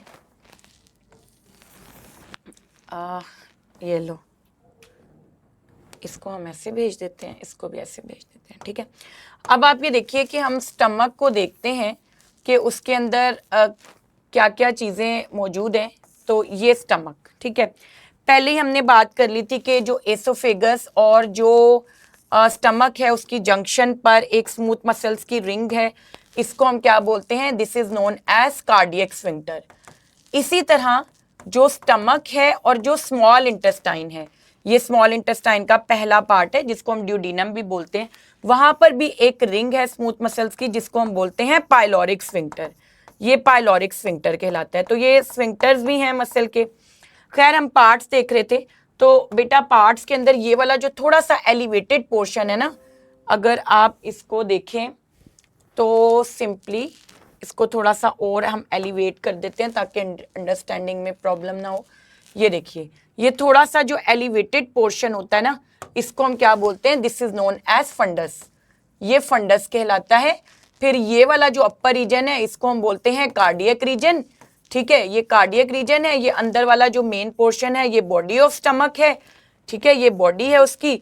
और ये वाला जो रीजन है ये कहलाता है पाइलोरिक रीजन। तो एक स्टमक जो होता है उसके ये 4 मेन पार्ट्स हैं, ठीक है, ये पहले तो आपने कर लिया। अब अगर हम स्टमक को खोलें तो अंदर से तो वो खाली बैग है, अंदर से तो वो खाली है, लेकिन उसकी जो वॉल्स होती हैं अगर आप उसको कट लगाएं तो उसके अंदर बेसिकली क्या होता है, 3-4 बेसिक लेयर्स नजर आती हैं हमें। अब देखें होता क्या है, अगर आप स्टमक की वॉल को देखें तो इसकी जो आउटर मोस्ट लेयर होती है वो सिरोसा होती है, ये आउटर मोस्ट लेयर है, ठीक है, ये फाइब्रस टिश्यूज पर भी मुश्तमिल होती है, ये सिरोसा है। फिर इसके अंदर जो मिडल लेयर होती है वो होती है मस्क्यूलरिस। फिर एक मिडल लेयर होती है जिसको हम बोलते हैं मस्क्यूलरिस। मिडल लेयर होगी इसके अंदर मस्क्यूलरिस, ठीक है, मस्क्यूलरिस स्मूथ मसल्स पर मुश्तमिल है। इसमें 3 तरह के स्मूथ मसल्स होते हैं, ठीक है, कौन कौन से, इसके अंदर आउटर लॉन्गिट्यूडिनल होते हैं मसल्स, लॉन्गिट्यूडिनल। फिर इसमें इनर सर्कुलर मसल्स होते हैं स्मूथ मसल्स, और एक होते हैं inner most oblique muscles. Inner most oblique muscles होते हैं। जो ऑब्लिक मसल्स होते हैं ना वो इस तरह के उनकी अरेंजमेंट होती है, इनकी कॉन्ट्रैक्शन बहुत पावरफुल होती है। तो ये 3 तरह के मसल्स हैं स्मूथ मसल्स जो कि मिडल लेयर बना रहे हैं स्टमक की, यानी वॉल जो है उसकी, क्योंकि है तो एम्प्टी इलास्टिक मस्कुलर बैग, तो मिडल लेयर। फिर इसकी एक इनर लेयर आती है जिसको हम बोलते हैं सब म्यूकोसा। सब म्यूकोसा इनर लेयर है, ठीक है, सब म्यूकोसा इनर लेयर है। और इसी तरह जो म्यूकोसा है वो इनर मोस्ट है, म्यूकोसा जो है वो ये इनर आ गई, ये इनर मोस्ट है। अब आपने देखना है, आपने अपने बोर्ड के अकॉर्डिंग देखना है, एक्चुअली में ये जो सब म्यूकोसा और म्यूकोसा है ना, ये दोनों ही एपिथेलियल सेल्स पर मुश्तमिल होती है। तो अक्सर जगह पर इनको दोनों को कलेक्टिवली एक लेयर मान के बताया जाता है कि स्टमक की 3 लेयर्स हैं, ठीक है। लेकिन आपने याद रखना है कि अगर आपके पास 4 का ऑप्शन गिवन हो और 3 का भी ऑप्शन गिवन हो तो आपने अपने टेक्स्ट बुक में जो नंबर गिवन है उसके अकॉर्डिंग चूज करना है। अगर आप बीटीबी हैं, बलोचिस्तान के हैं, केपी के बोर्ड के हैं, F22 के हैं, तो आपने क्या करना है, अपनी बुक के अकॉर्डिंग जो फिगर है ना वो वाला चूज करना है, जो आपकी बुक का नंबर है वो चूज करना है। 3 या 4 से दोनों ही करेक्ट हैं, क्योंकि अक्सर फेडरल की बुक है अगर आप उसको देखेंगे तो उसमें 4 लेयर्स बताई हुई हैं, नंबर भी 4 का यूज किया है, तो वो भी करेक्ट है। उसमें उन्होंने सब म्यूकोसा और म्यूकोसा को सेपरेट काउंट किया है। लेकिन कुछ बुक्स में जैसे पीटीबी में भी उन्होंने 3 ही लेयर्स का जिक्र किया है। तो एक्चुअली में सब म्यूकोसा और म्यूकोसा को कलेक्टिवली, क्योंकि ये एपिथेलियल सेल्स पर मुश्तमिल है, तो इनको एक ही लेयर कंसीडर किया जाता है। तो अकॉर्डिंग टू योर टेक्स्ट आपने 3 या 4 का फिगर चूज करना है। लेकिन अगर इस तरह के जो एमसीक्यूज होते हैं वो ज़्यादातर नहीं पूछते जो कि इंफॉर्मेशन बेस्ड हों, ताकि कोई फ्लक्चुएशन या कोई एम्बिग्यूटी ना आए। तो ये बेसिकली दोनों लेयर्स एपिथेलियल सेल्स पर मुश्तमिल हैं। कुछ इनके अंदर कनेक्टिव टिश्यूज भी हैं, ठीक है, एपिथेलियल सेल्स हैं जो कि ग्रैंड्यूलर भी होते हैं। तो ये हमारे आ गई स्टमक की वॉल। अब हम देखते हैं टाइप्स ऑफ सेल्स। स्टमक के अंदर कुछ टाइप्स ऑफ सेल्स भी होते हैं, ठीक है। जब हम टाइप्स ऑफ सेल्स की बात करें जो कि स्टमक में मौजूद हैं, तो सिंपली स्टमक में एक तो एंडोक्राइन सेल्स मौजूद हैं, ठीक है, जो म्यूकोसा है उसमें एंडोक्राइन सेल्स हैं, ठीक है। दूसरे हमारे पास गॉबलेट सेल्स हैं, गॉबलेट सेल्स तो थ्रू आउट जीआईटी मौजूद होते हैं एंड दे सिक्रीट म्यूकस, ये हर जगह मौजूद होते हैं। फिर तीसरा, it has oxyntic cells. Oxyntic cells को पेराइटल सेल्स भी कहा जाता है, ये पेराइटल सेल्स भी हैं। चौथा यहाँ पर मौजूद होते हैं जाइमोजेन सेल्स। जो जाइमोजेन सेल्स होते हैं उनको हम प्रिंसिपल सेल्स भी कहते हैं और उनको हम चीफ सेल्स भी कहते हैं, ठीक है। तो ये बेसिकली 4 टाइप्स के सेल्स हैं। एंडोक्राइन सेल्स, यहाँ पर हम मोर इसको इजी कर लेते हैं, 1 मिनट। ये जो 4 टाइप्स के सेल्स हैं, अभी हमने बात की कि जो गॉबलेट सेल्स हैं वो तो तकरीबन हर जगह मौजूद हैं जीआईटी में और म्यूकस सिक्रीट करते हैं। और दूसरे हमने यहाँ पर जिक्र किया था एंडोक्राइन सेल्स का। अब होता ये है कि जो एंडोक्राइन सेल्स हैं, ऑक्जेंटिक या पेराइटल सेल्स हैं, जाइमोजेन सेल्स या प्रिंसिपल सेल्स हैं, कलेक्टिवली इनको कहा जाता है गैस्ट्रिक ग्लैंड। कलेक्टिवली हम इनको कहते हैं gastric gland. Goblet cells secrete करते हैं अगेन म्यूकस। एंडोक्राइन सेल्स यहाँ पर सिक्रीट करते हैं एक गैस्ट्रिन और एक सोमैटोस्टेटिन। सोमैटोस्टेटिन, ये दोनों हार्मोन कहाँ से होते हैं? ये एंडोक्राइन सेल्स पाइलोरिक रीजन में होते हैं। स्टमक का पाइलोरिक रीजन जो है वहां पर जो सेल्स हैं एंडोक्राइन, वो ये दोनों हार्मोन सिक्रीट करते हैं, बट स्टिमुलस अलग अलग है। ऑक्जेंटिक सेल सिक्रीट करते हैं HCl प्लस ये सिक्रीट करते हैं एक इंट्रिंसिक फैक्टर। ये जो इंट्रिंसिक फैक्टर है ये क्या होता है एक्चुअली में? ये एक ग्लाइकोप्रोटीन होता है जो कि बाइंड कर लेता है विटामिन B12 के साथ और उसकी जो एब्जॉर्प्शन है इंटेस्टाइन में उसको आसान बनाता है, इसके साथ वो एब्जॉर्ब हो जाता है इजीली। ये सिक्रीट करते हैं 2 एंजाइम्स, जाइमोजेन सेल्स रिलीज करते हैं एक पेप्सिनोजेन प्लस एक हार्मोन जिसका नाम है प्रोरेनिन। प्रोरेनिन, रेनिन मतलब डबल एन वाला, एक रेनिन सिंगल एन वाला होता है, वो एक हार्मोन होता है जो कि किडनी बेसिकली रिलीज करती है, ठीक है, ये किडनी रिलीज करती है। तो सिंपली प्रोरेनिन, ये 2 हार्मोन्स हैं, पेप्सिनोजेन एंड प्रोरेनिन। अब ये तो हो गए टाइप्स ऑफ सेल्स जिनको हम कलेक्टिवली गैस्ट्रिक ग्लैंड्स भी कहते हैं। अब गैस्ट्रिक ग्लैंड्स में बेटा ये होता है, 1 मिनट में इनको साथ ही रखना चाह रही होती हूँ बट ये ऊपर चला जाता है। अच्छा बेटे देखिए, बिस्मिल्लाह, छोटा और करें। अब होता ये है कि ये सिंपली हमने अभी देखा कि हमारे पास गैस्ट्रिक ग्लैंड्स हैं, ठीक है। अब स्टमक में ना गैस्ट्रिक जूस रिलीज होता है, ये सारे सेल्स एक गैस्ट्रिक जूस बनाते हैं। गैस्ट्रिन तो एक एंडोक्राइन हार्मोन है, ठीक है। सबसे पहले आप ये देखिए कि ये गैस्ट्रिक जूस कब सिक्रीट होता है, ये सेल जो जो कुछ बना रहे हैं ये बनाते कब हैं? तो इसका अगर आप कंट्रोल देखें ना, तो इसका जो कंट्रोल है ना वो हमारे पास हार्मोनल भी है और नर्वस भी है, ठीक है। सबसे पहले तो ये होता है कि जो आपकी फूड की थॉट है कि भाई आज बर्गर खाना है, जिंगर, तो सोच में ही आ रहा है जिंगर प्रोटीन है, ठीक है, थॉट है। फिर उसके बाद आपकी जो फूड की स्मेल है, जो उसका साइट है देखना, ये सारी चीज़ें बहुत मैटर करती हैं। अगर आपने कोई प्लेजेंट फूड खा रहे हैं जो आपको पसंद है तो नर्वस यानी कि ब्रेन जो है वहाँ से कंट्रोल होता है कि भाई ये खाना है, ठीक है।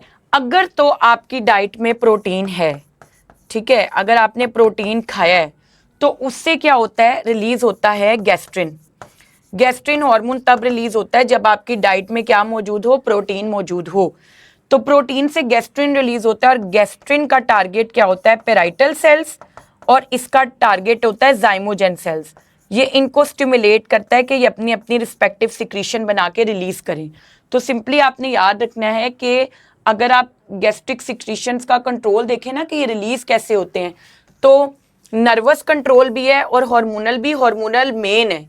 अगर आपकी डाइट में प्रोटीन है, यानी फूड की जो क्वालिटी होती है ना कि आपने क्या बेसिकली खा रहे हैं, आपकी डाइट में प्रोटीन है, तो उससे क्या होता है, आपका ब्रेन पहले ही सिग्नल कर देता है न्यूरॉन्स को कि खाने में प्रोटीन है। न्यूरॉन्स के जरिए, क्योंकि आप देख रहे हैं, उसको स्मेल कर रहे हैं, आप सोच रहे हैं, तो न्यूरॉन्स जो हैं वो साइनेप्स पहुंचा देते हैं, मैसेज पहुंचा देते हैं एसिटाइलकोलिन के थ्रू। डिफरेंट न्यूरॉन्स जो हैं वो मैसेज स्टमक तक पहुंचा देते हैं कि भाई खाने में प्रोटीन है। तो फिर क्या होता है, गैस्ट्रिन हार्मोन रिलीज होता है। गैस्ट्रिन हार्मोन जब रिलीज होता है तो वो पेराइटल और ज़ाइमोजन सेल्स को स्टिमुलेट करता है कि वो अपनी अपनी सिक्रीशंस बनाएं। अच्छा, होता ये है कि जो ज़ाइमोजन सेल्स हैं वो रिलीज करते हैं पेप्सिनोजन और प्रोरेनिन, ठीक है। इसी तरह जो आपका बेसिकली HCl है वो रिलीज हो जाएगा, इंट्रिंसिक फैक्टर रिलीज हो जाएगा पेराइटल सेल से, ठीक है। और तीसरा, म्यूकस तो बन नहीं रहा है, म्यूकस तो कॉन्स्टेंटली बन रहा है और म्यूकस ने एक प्रोटेक्टिव लेयर भी बनाई हुई है, प्रोटेक्टिव लेयर बनाई हुई है म्यूकोसा के ऊपर, ताकि वो एंजाइम्स के डैमेजिंग इफेक्ट से स्टमक को या सेल्फ डाइजेशन से स्टमक को बचा सके। तो म्यूकस ने तो एक पूरी एक कवरिंग बनाई हुई है स्टमक की इंटरनल वॉल पर कि जो सेल्फ डाइजेशन है उसको प्रिवेंट कर सके। इस कलेक्टिवली सारी चीज़ों को कलेक्टिवली बोलते हैं गैस्ट्रिक जूस। अब गैस्ट्रिक जूस बन गया स्टमक में, अब इनका स्टमक का मेनली रोल क्या है, ये जो सब कुछ हमने पढ़ा इसका रोल क्या है। तो लेट्स सी कि स्टमक में क्या होता है। अगर आप स्टमक का फंक्शन देखें अगेन, तो आपका जो स्टमक है ना वो भी बड़े इंपॉर्टेंट रोल प्ले कर रहा है फंक्शन के लिहाज से। इसमें भी दो चीज़ें हो रही हैं, इसमें भी मैकेनिकल डाइजेशन भी हो रही है फूड की, ठीक है। मैकेनिकल डाइजेशन भी करवा रहा है स्टमक फूड की, फूड को स्टोर भी कर रहा है और उसकी केमिकल डाइजेशन भी करा रहा है। फूड की मैकेनिकल और केमिकल डाइजेशन दोनों करवा रहा है आपका स्टमक।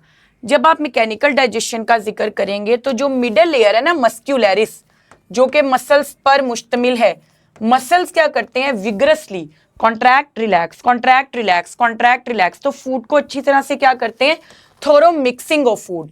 ये मस्क्यूलरिस जो है उसमें मसल्स जब कॉन्ट्रैक्ट और रिलैक्स करते हैं विग्रसली तो वो थोरो मिक्सिंग करते हैं फूड को अच्छे से मिक्स करते हैं, उसको ब्रेक डाउन करते हैं और इस अमल को हम कहते हैं चर्निंग। वो फूड की चर्निंग करवाते हैं, थोरो मिक्सिंग की, कॉन्ट्रैक्ट और रिलैक्स करने से और फूड को मजीद ग्राइंड कर दिया और इस अमल को हम कहते हैं चर्निंग। केमिकल डाइजेशन में आप ये देखिए कि सबसे पहले तो पेप्सिनोजेन है। पेप्सिनोजेन इनएक्टिव है, पेप्सिनोजेन इनएक्टिव फॉर्म है। क्यों ये इनएक्टिव है, क्योंकि बेसिकली इसकी एक्टिव साइट को एक पॉलीपेप्टाइड फ्रेगमेंट ने कवर किया होता है, जिसकी वजह से ये प्रोटीन्स को नहीं डाइजेस्ट कर पाता। लेकिन HCl क्या करता है, इससे ये पॉलीपेप्टाइड फ्रेगमेंट को हटा देता है HCl, ठीक है, और इसको इसकी एक्टिव साइट को एक्सपोज करके इसको एक्टिव फॉर्म में कन्वर्ट करता है, जो कि है पेप्सिन। इसका रीजन ये होता है कि एक्टिव फॉर्म में ये पोटेंशियली डैमेजिंग है, ये एक पावरफुल प्रोटीन डाइजेस्टिंग एंजाइम है जो स्टमक की वॉल्स, क्योंकि आपको पता है सेल मेम्ब्रेन में होती क्या है, लिपिड बाइलेयर जिसमें प्रोटीन्स एम्बेडेड है, तो ये इंटरनल सेल स्ट्रक्चर डिस्ट्रॉय कर देती है, जिसकी वजह से ये पेप्सिनोजेन की फॉर्म में सिक्रीट होती है। लेकिन HCl क्या करता है, इस पॉलीपेप्टाइड फ्रेगमेंट को हटा के इसको एक्सपोज करता है और जब इसको एक्सपोज करता है तो ये एक्टिव हो जाती है पेप्सिन। पेप्सिन का जो सबस्ट्रेट है वो ऑब्वियसली क्या होते हैं, प्रोटीन्स। जो पेप्सिन है उसके अंदर बेसिकली प्रोटीन्स होते हैं और ये प्रोटीन्स को ब्रेक डाउन करता है किसके अंदर, पेप्टोन्स में। पेप्टोन्स हम कहते हैं शॉर्ट पॉलीपेप्टाइड चेन्स को, ये बड़े प्रोटीन्स को शॉर्ट पेप्टाइड चेन्स के अंदर ब्रेक डाउन कर देता है। अगर हम देखें तो इट ब्रेक्स डाउन, ये ब्रेक डाउन कर रहा है किसको, बड़े प्रोटीन्स को छोटे पेप्टोन्स में, यानी पेप्टोन्स शॉर्ट पॉलीपेप्टाइड चेन्स को कहते हैं, ठीक है। एक तो ये हो गया। फिर मोर ओवर बेटा एक और आपने जिक्र किया था एंजाइम का, एंड दैट वाज प्रोरेनिन। हमने प्रोरेनिन भी पढ़ा था, ठीक है। अब प्रोरेनिन भी इनएक्टिव है, ये इनएक्टिव है, HCl इसको भी एक्टिव करवाता है। अगेन HCl इसको भी एक्टिव कराएगा रेनिन के अंदर। इसकी एक्टिव फॉर्म क्या कहलाएगी बेटा जी, रेनिन, ये रेनिन कहलाएगी, ठीक है। ये डबल एन से आपने याद रखना है क्योंकि सिंगल एन वाला जो होता है वो किडनी में एक हार्मोन होता है, तो ये इनएक्टिव फॉर्म है। तो यहाँ पर क्या हुआ कि सिंपली प्रोरेनिन से रेनिन में एक्टिवेट करवाया। पेप्सिनोजेन का तो हमने पढ़ा कि वो प्रोटीन्स को जो आपके डाइट में थे उनको पेप्टोन्स में तोड़ता है, बट प्रोरेनिन क्या करता है, अगर हम प्रोरेनिन को देखें तो सिंपली इसका काम क्या होता है, ये कैजीनोजेन, कैजीनोजेन एक मिल्क प्रोटीन होता है, कैजीनोजेन एक मिल्क प्रोटीन है और ये बेसिकली सोल्यूबल फॉर्म है, ये प्रोटीन की सोल्यूबल मिल्क सोल्यूबल फॉर्म है कैजीनोजेन। तो रेनिन क्या करता है, कैजीनोजेन को कैजिन में कन्वर्ट करता है। जो कैजिन है वो इसकी इनसोल्यूबल फॉर्म है, ये इनसोल्यूबल फॉर्म है, ठीक है। इसके अलावा कैजिन को कैल्शियम क्या करवा देता है, कोएगुलेट करवा देता है। कैल्शियम क्या करवाता है, इसकी कोएगुलेशन, इसको इकट्ठा करवा देता है ताकि इसकी जो डाइजेशन है वो अच्छे से हो सके। स्पेसिफिकली ये इन्फेंट्स के अंदर हो रहा है। इन्फेंट्स क्योंकि उनकी डाइट ही सिर्फ क्या होते हैं, प्रोटीन्स, तो उनमें बेसिकली बेटा क्या होता है कि कैजिनोजेन एक सोल्यूबल मिल्क प्रोटीन है जिसको रेनिन कन्वर्ट करता है एक इनसोल्यूबल फॉर्म में। ठीक है, ये सोल्यूबल है, ये तो हल हुई हुई है, तो एंजाइम इसके ऊपर किस तरह एक्ट करें, तो सिंपली इजी वे में याद रखने के लिए आपने याद रखना है कि कैजिनोजेन को इनसोल्यूबल फॉर्म में कन्वर्ट करता है रेनिन, जिसको हम बोलते हैं कैजिन। इनएक्टिव जो इसकी इनसोल्यूबल फॉर्म कैजिनोजेन है मिल्क प्रोटीन की, और इनसोल्यूबल कैजिन है। कैजिनोजेन को इनसोल्यूबल फॉर्म में कौन कन्वर्ट करता है, रेनिन। फिर कैल्शियम इसको कोएगुलेट करवा देता है। इससे ये होता है कि protein digestion is delayed. Protein digestion infants के अंदर डिले भी होती है और प्रॉपर डाइजेशन होती है। प्रोटीन अच्छे से डाइजेस्ट होता है, उनको कोई एबनॉर्मेलिटी नहीं आती, कोई स्टमक पेन नहीं आती। तो सिंपली इन्फेंट्स के अंदर ये इंपॉर्टेंट रोल प्ले करता है रेनिन, जो कि स्टमक में रिलीज हुआ। तो यहाँ पर देखिए केमिकल डाइजेशन भी हो गई फूड की एंजाइम्स के थ्रू, लेकिन एक बात याद रखना है, रेनिन सिर्फ कैजिनोजेन को कैजिन में कन्वर्ट करता है, जो कि एक इनसोल्यूबल प्रोटीन है। प्रोटीन की डाइजेशन सिर्फ कौन कर सकता है, पेप्सिन, स्टमक में इनको डाइजेस्ट यानी इसको ब्रेक डाउन अमाइनो एसिड्स में या छोटे पेप्टोन्स में कौन कर सकता है, सिर्फ पेप्सिन। रेनिन ने सिर्फ कैजिनोजेन को कैजिन में कन्वर्ट किया है। ठीक है, तो ये हो गया हमारा पूरा अबाउट स्टमक। इसके अलावा जो स्टमक की इनर वॉल होती है उसमें कुछ रिंकल्स होते हैं जो कि सरफेस एरिया जो है वो बढ़ा देते हैं। ये इकट्ठा ही नहीं होता।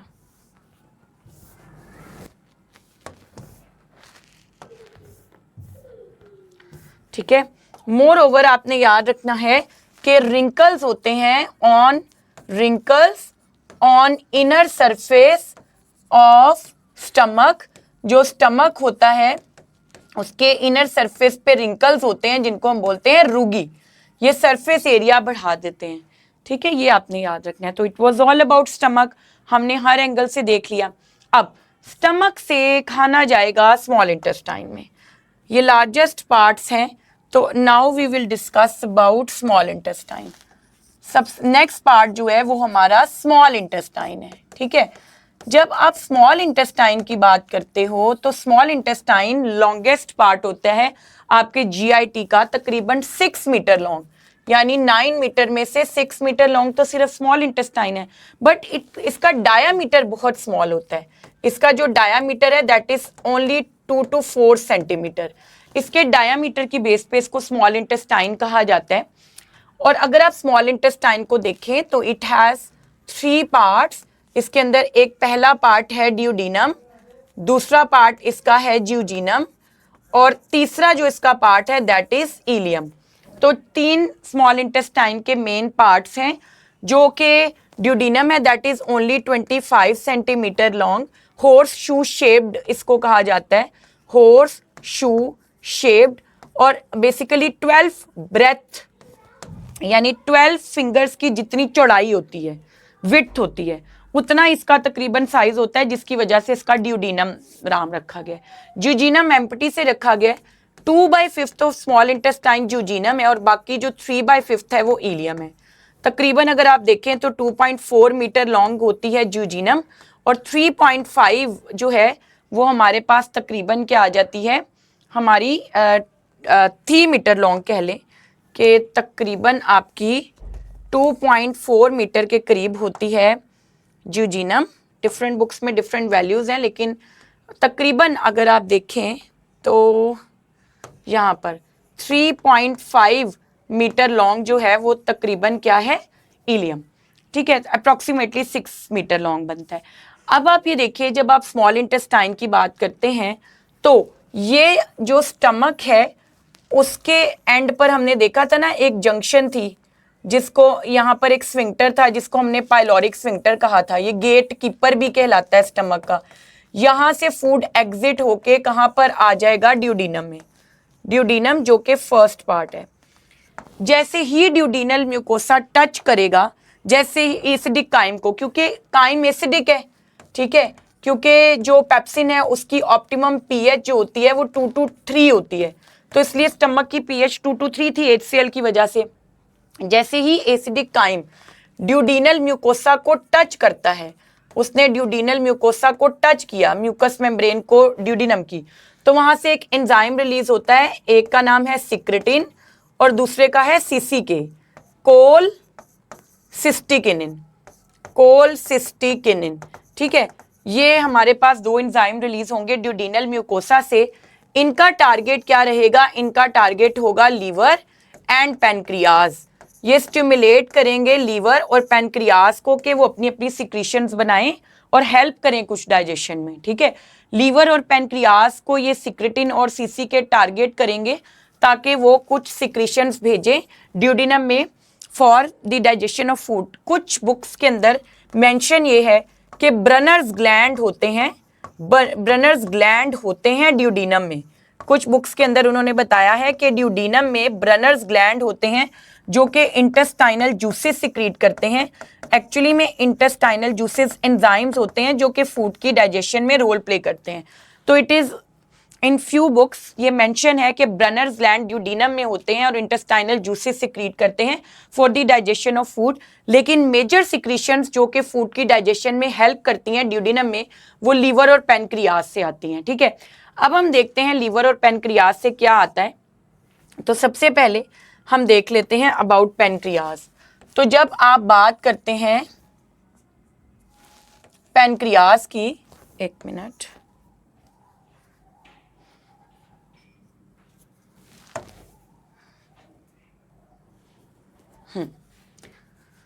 तो जब हम बात करते हैं बेसिकली पैनक्रियाज की, तो ये एक लीफ शेप्ड ग्लैंड है और इसका नेचर ड्यूल है। इसका कुछ पोर्शन जो है वो एंडोक्राइन है और इसका कुछ पोर्शन एक्सोक्राइन है। आपको पता है कि एंडोक्राइन जो होते हैं वो डक्टलेस ग्लैंड्स होते हैं और एक्सोक्राइन डक्टेड होते हैं। तो अगर आप पैनक्रियाज को देखें तो इसका कुछ पोर्शन तो है एंडोक्राइन और कुछ है एक्सोक्राइन। ये इस तरह से लीफ की तरह का है। इसके सेंटर में एक डक्ट मौजूद होती है, इसके सेंटर में एक यहाँ पर डक्ट मौजूद होगी और इस सेल के, इस डक्ट के साथ यहाँ पर होंगे सेल्स। तो ये सेल्स जिनके साथ ये डक्ट अटैच्ड है, ये जो भी कुछ बनाएंगे वो इस डक्ट के अंदर ही पोर करेंगे। तो ये वाला पोर्शन तो एक्सोक्राइन हो गया ना, कि डक्ट अटैच्ड है ग्लैंड्स के साथ या ग्लैंडुलर सेल्स के साथ। बाकी इसमें एंडोक्राइन सेल्स मौजूद होते हैं जिनके साथ कोई डक्ट नहीं है और जो भी वो बनाते हैं वो डायरेक्टली किस में रिलीज कर देते हैं? ब्लड में। तो ये वाले सेल्स जिनके साथ एक डक्ट अटैच्ड है, ये वाले, इनको हम कहते हैं एसिनर सेल। ये एसिनर सेल्स हैं और ये एक मिक्सचर एंजाइम्स का बनाते हैं और सिक्रीट करते हैं जिसको हम बोलते हैं पैनक्रिएटिक जूस। ये mixture of various hydrolytic enzymes होता है। और ये वाले सेल्स जो कि एंडोक्राइन है, जिनके साथ कोई डक्ट नहीं है, ये मेनली अल्फा और बीटा सेल्स होते हैं। अल्फा सेल्स एक हार्मोन बनाते हैं जिसका नाम है ग्लूकागोन और बीटा सेल्स एक हार्मोन बनाते हैं जिसका नाम है इंसुलिन। ये दोनों मिलकर ब्लड ग्लूकोज लेवल को कंट्रोल करते हैं। तो ये एक ऐसा ग्लैंड है जो कि ड्यूल नेचर रखता है। एसिनर सेल्स होते हैं जिनके साथ डक्ट है और वो पैनक्रिएटिक जूस बनाएंगे, ठीक है। ये आ गया पैनक्रियाज। अब पैनक्रिएटिक जूस पैनक्रियाज से बन के आता है। तो पैनक्रिएटिक जूस के अंदर बहुत सारे हाइड्रोलिटिक एंजाइम्स मौजूद होते हैं। इसमें बेसिकली हाइड्रोलिटिक एंजाइम्स होते हैं बहुत सारे पैनक्रिएटिक जूस में। अगर हम पैनक्रिएटिक जूस का कॉम्पोजिशन देखें तो उसमें एक तो कार्बोहाइड्रेजेस होंगे। कार्बोहाइड्रेजेस के अंदर कौन सा होगा? Pancreatic amylase. यहाँ पर अगेन एक अमाइलेज होगा जिसको हम बोलेंगे pancreatic amylase. Pancreatic amylase again जो स्टार्च थोड़ी सी डाइजेस्ट हुई थी ओरल कैविटी में, इसको हम अमाइलोप्सिन भी बोलते हैं। This is also known as amylopsin और इसका काम स्टार्च ब्रेकडाउन है। अगेन ये स्टार्च ब्रेकडाउन करता है ड्यूडिनम में जाके और स्टार्च को किस में तोड़ता है? ऑब्वियसली माल्टोज में, ठीक है। फिर यहाँ पर प्रोटीएजेस भी होंगे। प्रोटीएजेस के अंदर प्रोटीन डाइजेस्टिंग एंजाइम्स को प्रोटीएजेस कहते हैं। यहाँ पर एक ट्रिप्सिनोजेन होगा, ट्रिप्सिनोजेन, ठीक है, इनएक्टिव फॉर्म है ट्रिप्सिन की, और एक होगा काइमोट्रिप्सिनोजेन। तो ये प्रोटीएजेस भी पैनक्रिएटिक जूस में बनेंगे। ये प्रोटीन डाइजेस्टिंग एंजाइम्स हैं। फिर यहाँ पर लाइपेजेस होंगे। जो लाइपेजेस होते हैं वो क्या होते हैं, वो बेसिकली एक्ट करते हैं लिपिड्स पर, वो लिपिड ब्रेक डाउन करते हैं। उनका काम है लिपिड्स को ब्रेक डाउन करना इनटू फैटी एसिड्स एंड ग्लिसरोल्स। ये लिपिड्स को फैटी एसिड्स और ग्लिसरोल्स में तोड़ेंगे। तो सिंपली ये भी मौजूद होते हैं। मोर ओवर यहाँ पर कुछ न्यूक्लियेसेस भी होते हैं, क्योंकि हमारे कुछ सेल्स भी शेड ऑफ हो रहे होते हैं, कुछ सेल्स भी टूटे हुए होते हैं इसके अंदर। तो न्यूक्लियेसेस क्या करते हैं, ब्रेक डाउन न्यूक्लिक एसिड्स, वो ब्रेक डाउन कर सकते हैं न्यूक्लिक एसिड। लेकिन मेनली इसके अंदर जो चीज़ होगी वो कार्बोहाइड्रेजेस, प्रोटीएजेस और लाइपेजेस होंगी। इसके अलावा it include some bicarbonate ions. इसके अंदर पैनक्रिएटिक जूस में बाइकार्बोनेट आइंस होते हैं जो कि क्या करते हैं, न्यूट्रलाइज एसिडिक काइम, वो न्यूट्रलाइज करेंगे एसिडिक काइम को, उसकी पीएच को बढ़ाएंगे ताकि एंजाइमेटिक एक्टिविटी जारी रह सके। तो कलेक्टिवली ये पूरा पैनक्रिएटिक जूस है, ये पैनक्रियाज के एसिनर सेल बनाएंगे और पैनक्रिएटिक डक्ट के थ्रू इसको भेजेंगे टुवर्ड्स ड्यूडिनम। कैसे वो भी हम देखते हैं, लेकिन उससे पहले हम लीवर का भी देख लें कि लीवर क्या कर रहा है। फिर जब आप लीवर की बात करते हैं तो लीवर कोई enzyme, no enzymatic secretion, no enzyme production, इसके अंदर कोई एंजाइम तो प्रोड्यूस नहीं होता, बट जो लीवर होता है वो बाइल जूस बनाता है। लीवर जो है वो बनाता है बाइल जूस, और वो बाइल जूस आना होता है ड्यूडिनम में डाइजेशन के लिए। बाइल जूस के अंदर बाइल सॉल्ट्स होते हैं, इसके अंदर सोडियम टोरोकोलेट, सोडियम कोलेट, ये बाइल सॉल्ट्स होते हैं। इसमें कोलेस्ट्रॉल होता है जो कि लीवर ने रिमूव किया होता है, ठीक है, ब्लड से। लेसिथिन होती है इसके अंदर जो कि फॉस्फोलिपिड है, ठीक है। ये basically bile salts, cholesterol, lecithin, bilirubin होता है। बिलीरुबिन बेसिकली कब बनता है, जब आपके हीमोग्लोबिन ब्रेक डाउन होता है ना, तो हीमोग्लोबिन पहले ब्रेक डाउन होता है बिलीवर्डिन में। बिलीवर्डिन होता है ग्रीनिश सा इंटरमीडिएट, फिर बिलीवर्डिन से क्या बनता है, बिलीरुबिन, बिलीरुबिन बनता है जो कि बाइल जूस को एक ब्लूइश ग्रीनिश सा शेड देता है। बिलीरुबिन जो होता है ना, थोड़ा ग्रीनिश सा शेड देता है बाइल जूस को। इसके अंदर ये होते हैं बाइल पिगमेंट्स बोलते हैं। ये बिलीरुबिन में हीमोग्लोबिन जब ब्रेक डाउन होता है तो बिलीवर्डिन बनता है, बिलीवर्डिन से बिलीरुबिन बनता है। तो कुछ बिलीवर्डिन भी होता है, कुछ बिलीरुबिन भी होता है। और हमारी आप देखेंगे कि लार्ज इंटेस्टाइन में कुछ बैक्टीरिया होते हैं जो बिलीरुबिन को कन्वर्ट कर देते हैं यूरोबिलिन में। यूरोबिलिन जो है that gives brown colour to faeces, ठीक है। लार्ज इंटेस्टाइन में जब ये पहुंचता है तो कुछ बैक्टीरिया इसको कन्वर्ट कर देते हैं एक ब्राउन पिगमेंट में, यूरोबिलिन, ठीक है। तो खैर ये सारे बाइल पिगमेंट्स कहलाते हैं कलेक्टिवली, ये मौजूद होंगे तो कोई एंजाइम नहीं होगा, बाइल जूस में कोई एंजाइम नहीं होगा, ये सारी चीज़ें होंगी। और ये जो बाइल सॉल्ट्स होते हैं ना, ये फैट इमल्सिफिकेशन में रोल प्ले करेंगे, आगे हम देखेंगे कैसे। ये मेनली रोल प्ले करते हैं फैट्स को इमल्सिफाई करने में, क्योंकि अभी तक सिर्फ एक ही चीज़ है जो डाइजेस्ट नहीं हो पाई और वो है फैट्स, ठीक है। तो उसको देखते हैं, लेकिन सबसे पहले आपने देखना है कि ये रूट क्या लेते हैं, ये आते किस तरह हैं। तो हमारे पास जो है वो लीवर है, फिर यहाँ पर स्टमक के साथ ही ना, यहाँ पे ये ऊपर ही उसके ये पैनक्रियाज मौजूद है। अब होता ये कि लीवर के ना बेसिकली 2 लोब्स होते हैं। तो लीवर से एक हमारे पास आ रही होती है डक्ट, यहाँ पर एक डक्ट निकल रही होती है, डक्ट आती है। एक तो हमारे पास राइट हिपैटिक डक्ट आती है और एक आती है लेफ्ट हिपैटिक डक्ट, एक राइट और एक लेफ्ट हिपैटिक डक्ट। ये मिलके ना कॉमन हिपैटिक डक्ट बनाती हैं। अब आपने ये ज़रा बात को गौर से सुनना है। एक राइट हिपैटिक डक्ट होती है और एक लेफ्ट हिपैटिक डक्ट होती है, ये मिलके ना एक कॉमन बनाती हैं डक्ट, जिसको हम कॉमन हिपैटिक डक्ट कहते हैं। ये कॉमन हिपैटिक डक्ट जो होती है वो चली जाती है, इसके साथ अटैच्ड होता है एक छोटा सा पाउच, लीवर के साथ एक छोटा सा पाउच अटैच होता है जिसको हम कहते हैं गॉल ब्लैडर में। ले, ये अपनी मर्जी से अपनी शेप में आ जाता है, ठीक है। यहाँ पर एक छोटा सा पाउच होगा जिसको हम क्या बोलते हैं, गॉल ब्लैडर। तो ये right hepatic duct, left hepatic duct दोनों मिलके क्या बनाती हैं, एक कॉमन हिपैटिक डक्ट जो कि सिस्टिक डक्ट के थ्रू लेके आती है बाइल जूस को गॉल ब्लैडर में।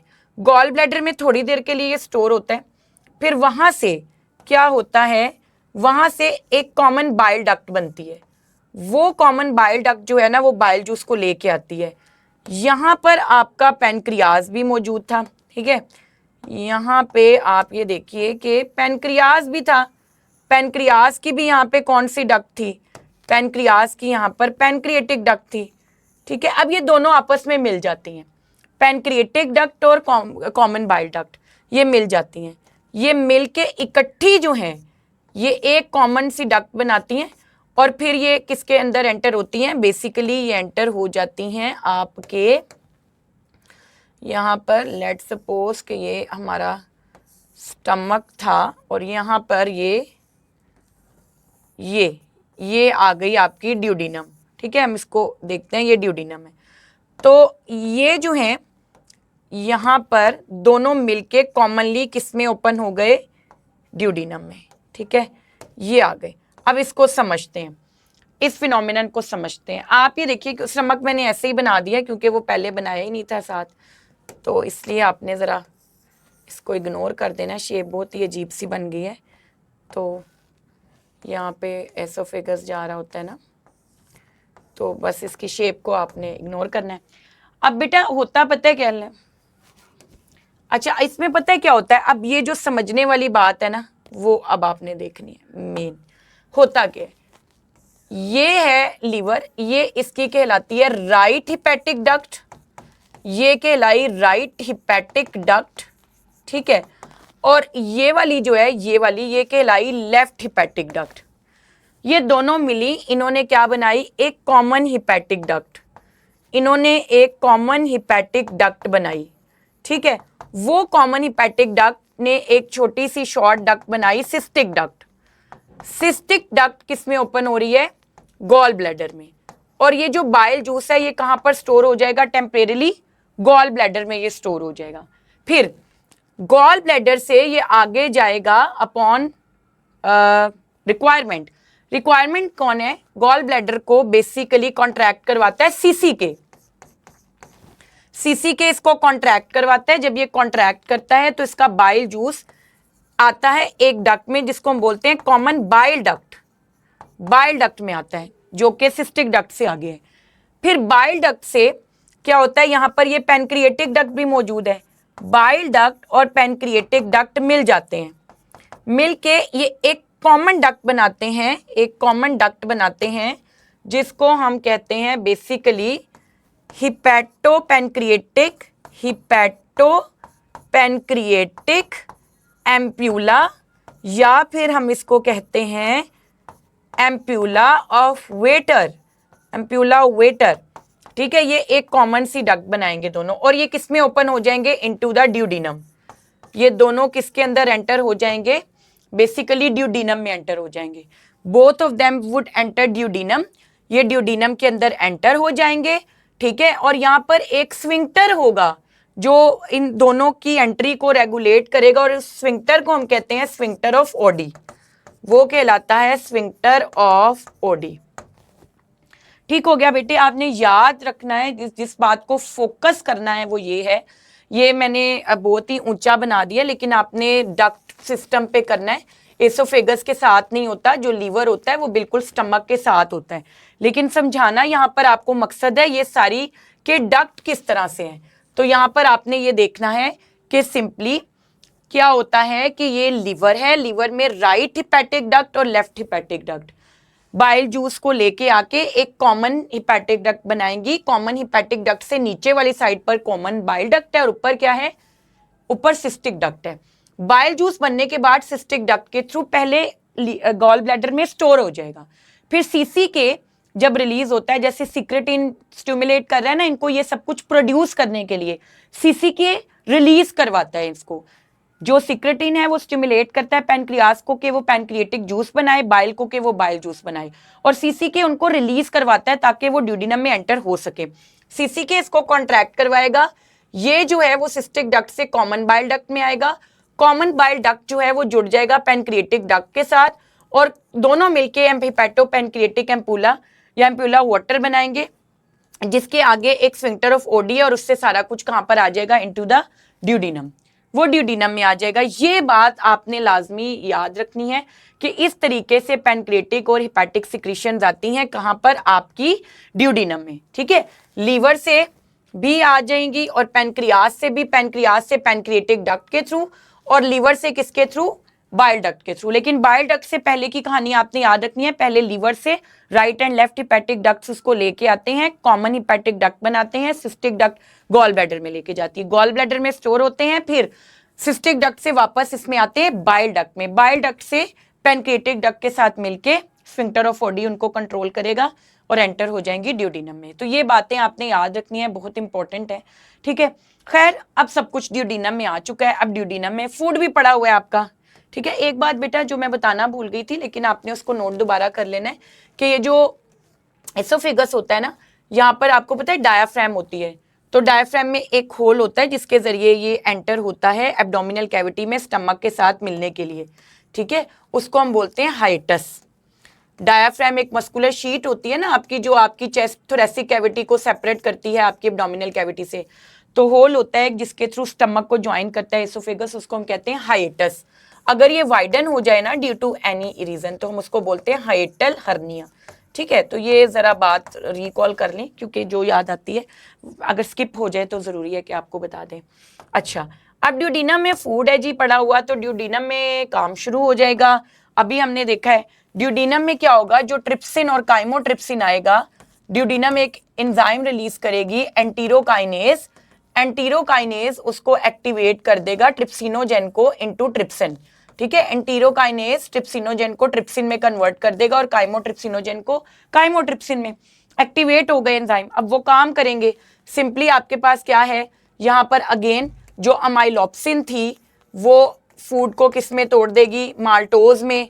इसी तरह ये जो ट्रिप्सिन है और काइमोट्रिप्सिन है वो प्रोटीन्स को पेप्टोन्स में तोड़ देगी, ठीक है।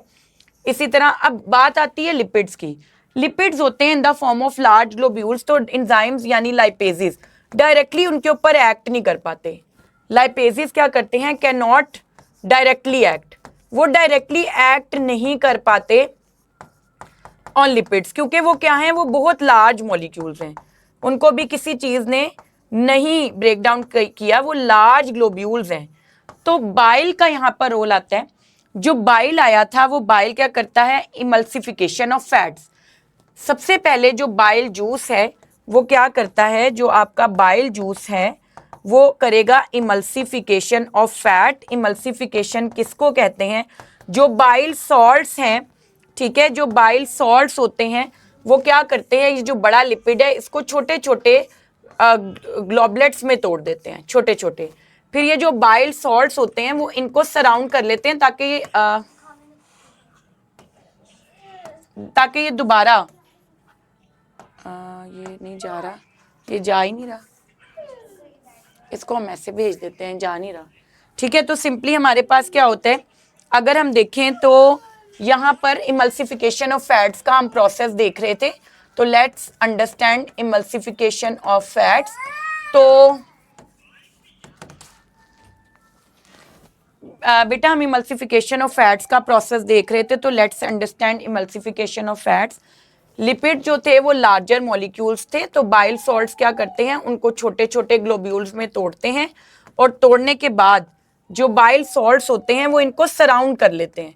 छोटे छोटे लिपिड्स के जो है आप कह लें कि ग्लोब्यूल्स में तोड़ने के बाद बाइल सॉल्ट्स उनको सराउंड कर लेते हैं ताकि ये दोबारा एग्रीगेट ना हो। हम इनको बोलते हैं माइसल्स।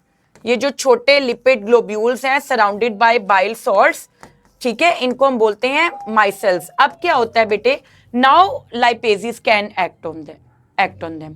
तो पहले फैट्स की इमल्सिफिकेशन होती है केमिकल डाइजेशन से पहले, तो ये एक मैकेनिकल डाइजेशन है। तो इस तरह हम कह सकते हैं कि ड्यूडिनम में भी मैकेनिकल डाइजेशन होती है। मैकेनिकल डाइजेशन भी होती है, केमिकल तो हो ही रही है, बहुत ढेरों एंजाइम आए हैं, लेकिन मैकेनिकल डाइजेशन भी होती है। क्यों, लिपिड्स जो हैं वो जो बड़े फैट ग्लोब्यूल्स हैं उनको छोटे ग्लोब्यूल्स में तोड़कर सॉल्ट्स उनको सराउंड कर लेते हैं। ये एक मैकेनिकल डाइजेशन है, फिजिकल डाइजेशन है। फिर अब लाइपेजेस इनके ऊपर एक्ट करेंगे। अब लाइपेजेस जो हैं वो लिपिड्स के ऊपर एक्ट करेंगे और उनको तोड़ देंगे फैटी एसिड्स और ग्लिसरोल्स में, फैटी एसिड्स और ग्लिसरोल्स में तोड़ेंगे, ठीक है। अब बेटे आप ये देखिए, ये तो ड्यूडिनम में हुआ। जो नेक्स्ट पार्ट आता है हमारा वो आता है ज्यूजिनम। नेक्स्ट पार्ट आता है ज्यूजिनम। ज्यूजिनम जो है वो वर्ड एम्प्टी से ड्राइव्ड है। ज्यूजिनम में क्या मौजूद होते हैं? Intestinal juices. वो इंटेस्टाइनल जूसेस क्या करेंगे? डाइजेशन को कंप्लीट करेंगे। अब कंप्लीट डाइजेशन, ज्यूजिनम के अंदर कंप्लीट डाइजेशन ऑफ फूड होगी। जो फूड है वो अब कंप्लीटली ब्रेक डाउन हो जाएगा, फूड को कंप्लीटली मोनोमर्स में, डिफ्यूजिबल प्रोडक्ट्स में तोड़ दिया जाएगा बाय इंटेस्टाइनल जूसेस। इसमें क्या क्या होते हैं बेटे? पहली बात, अगर आप प्रोटीन्स के हवाले से बात करें तो यहाँ पर मौजूद होते हैं अमाइनो पेप्टिडेजेस। अमाइनो पेप्टिडेजेस, यहाँ पर हम एंजाइम्स देख लेते हैं, ठीक है, और यहाँ पर हम उनके सबस्ट्रेट्स को देखते हैं कि कौन से हैं, और यहाँ पर हम देखते हैं कि उनसे प्रोडक्ट्स कौन से बन रहे हैं, ठीक है। तो सिंपली एंजाइम्स आते हैं इंटेस्टाइनल जूसेस में। सबसे पहले तो है अमाइनो पेप्टिडेजेस। ये पेप्टोन्स पे एक्ट करते हैं, जो कि शॉर्ट पेप्टाइड चेन्स थी, और उनको किस में तोड़ देते हैं? डाईपेप्टाइड्स में। फिर फाइनली एरिप्सिन आता है, और एरिप्सिन क्या करता है? वो इन डाईपेप्टाइड्स को भी किस में तोड़ देगा?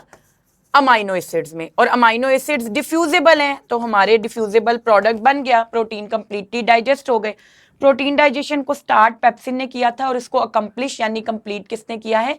एरिप्सिन ने, ठीक है। ये आपने देख लिया। फिर दूसरा हम देखते हैं, अभी हमारी जो स्टार्च थी वो टूटी थी किसमें? माल्टोज में, ठीक है। तो माल्टोज को क्या किया जाता है? जो माल्टेज एंजाइम है वो माल्टोज को तोड़ देता है किसके अंदर? फाइनली ग्लूकोज के अंदर, डिफ्यूजिबल बन गया। हमारे मिल्क में एक शुगर होती है जिसको हम बोलते हैं लैक्टोज, तो एक एंजाइम होता है लैक्टेज, वो लैक्टोज को भी फाइनली किस में तोड़ देता है? ग्लूकोज में और गैलेक्टोज में। ये एक दूसरे की आइसोमेरिक फॉर्म्स हैं। फिर हमने चीनी वगैरह खाई है, उसमें सक्रोज था, सक्रेज, उसको भी किस में तोड़ देगा? सक्रोज को इनटू ग्लूकोज एंड फ्रक्टोज। यानी ये वो जगह है ज्यूजिनम जहां पर डाइजेशन कंप्लीट होके हमारे मोनोमर्स या डिफ्यूजिबल एंड प्रोडक्ट्स बन जाएंगे, ठीक है। ये वो जगह है जहां पर डिफ्यूजिबल एंड प्रोडक्ट्स बन गए हैं, डाइजेशन कंप्लीट हो गई है। अब आप देखें कि हर चीज की डाइजेशन कंप्लीट हो चुकी है। जो जो पार्शली डाइजेस्ट थी चीजें अब वो कंप्लीटली ब्रेक डाउन हो चुकी हैं। तो पहले हमने देखा फूड इनटेक होलोजोइक न्यूट्रिशन में कि ओरल कैविटी से हमने फूड इनटेक किया। फिर हमने कंप्लीट देखा कि किस तरीके से लार्जर मॉलिक्यूल्स को step by step smaller molecules में तोड़ दिया गया है। तीसरा स्टेप अब हमारा क्या है? एब्जॉर्प्शन।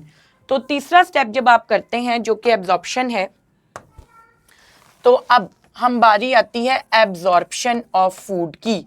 तो जब आप बात करते हैं एब्जॉर्प्शन की, तो बेटा एब्जॉर्प्शन में क्या होता है कि एक तो आपके पास ये ग्लूकोज वगैरह हैं, कार्बोहाइड्रेट्स हैं, ग्लूकोज और गैलेक्टोज, फ्रक्टोज। दूसरे आपके मेनली अमाइनो एसिड्स हैं, और तीसरे क्या हैं? Fatty acids and glycerols. तीसरी चीज़ें ये हैं, एक फैटी एसिड्स हैं और एक हैं ग्लिसरोल्स, ये तीन हैं। अब क्या होता है कि ग्लूकोज और अमाइनो एसिड्स तो डायरेक्टली ब्लड में एब्जॉर्ब हो जाते हैं। अब एब्जॉर्प्शन होती किधर है? इलियम में। थर्ड और लास्ट पार्ट स्मॉल इंटेस्टाइन का जो है दैट इज इलियम। इलियम जो है उसके अंदर बहुत सारी फोल्डिंग्स होती हैं, और उन फोल्डिंग्स को हम बोलते हैं क्रिप्ट्स। उसमें इलियम की जो सरफेस होती है उस पे इस तरीके से आपको बहुत सारे फोल्ड्स मिलेंगे, और उन फोल्ड्स को हम कहते हैं क्रिप्ट्स। मोर ओवर अगर आप देखें तो क्रिप्ट्स की सरफेस पे फिंगर लाइक प्रोजेक्शंस होते हैं जो इसको वेलवेटी बनाते हैं पेरेंट्स में। अगर आप देखें तो स्मॉल इंटेस्टाइन में फोल्ड्स हैं जिनको हम क्रिप्ट्स कहते हैं, और क्रिप्ट्स के ऊपर इस तरह फिंगर लाइक प्रोजेक्शंस हैं, और इन फिंगर लाइक प्रोजेक्शंस को हम क्या कहते हैं? विलाई। फोल्डिंग्स हैं क्रिप्ट्स। क्रिप्ट्स के अंदर क्या मौजूद हैं? Finger like projections. Finger like projections हैं जो इसको बना रही हैं, वेलवेटी बना रही हैं, और इन फिंगर लाइक प्रोजेक्शंस को हम बोलते हैं विलाई। विलाई जो होते हैं वो क्या करते हैं? Enormously increase surface area. ये इंक्रीज कर देती हैं surface area for absorption of diffusible products, for absorption of digested and products. ये एब्जॉर्प्शन के लिए सरफेस एरिया इनॉर्मसली बढ़ा देती हैं विलाई।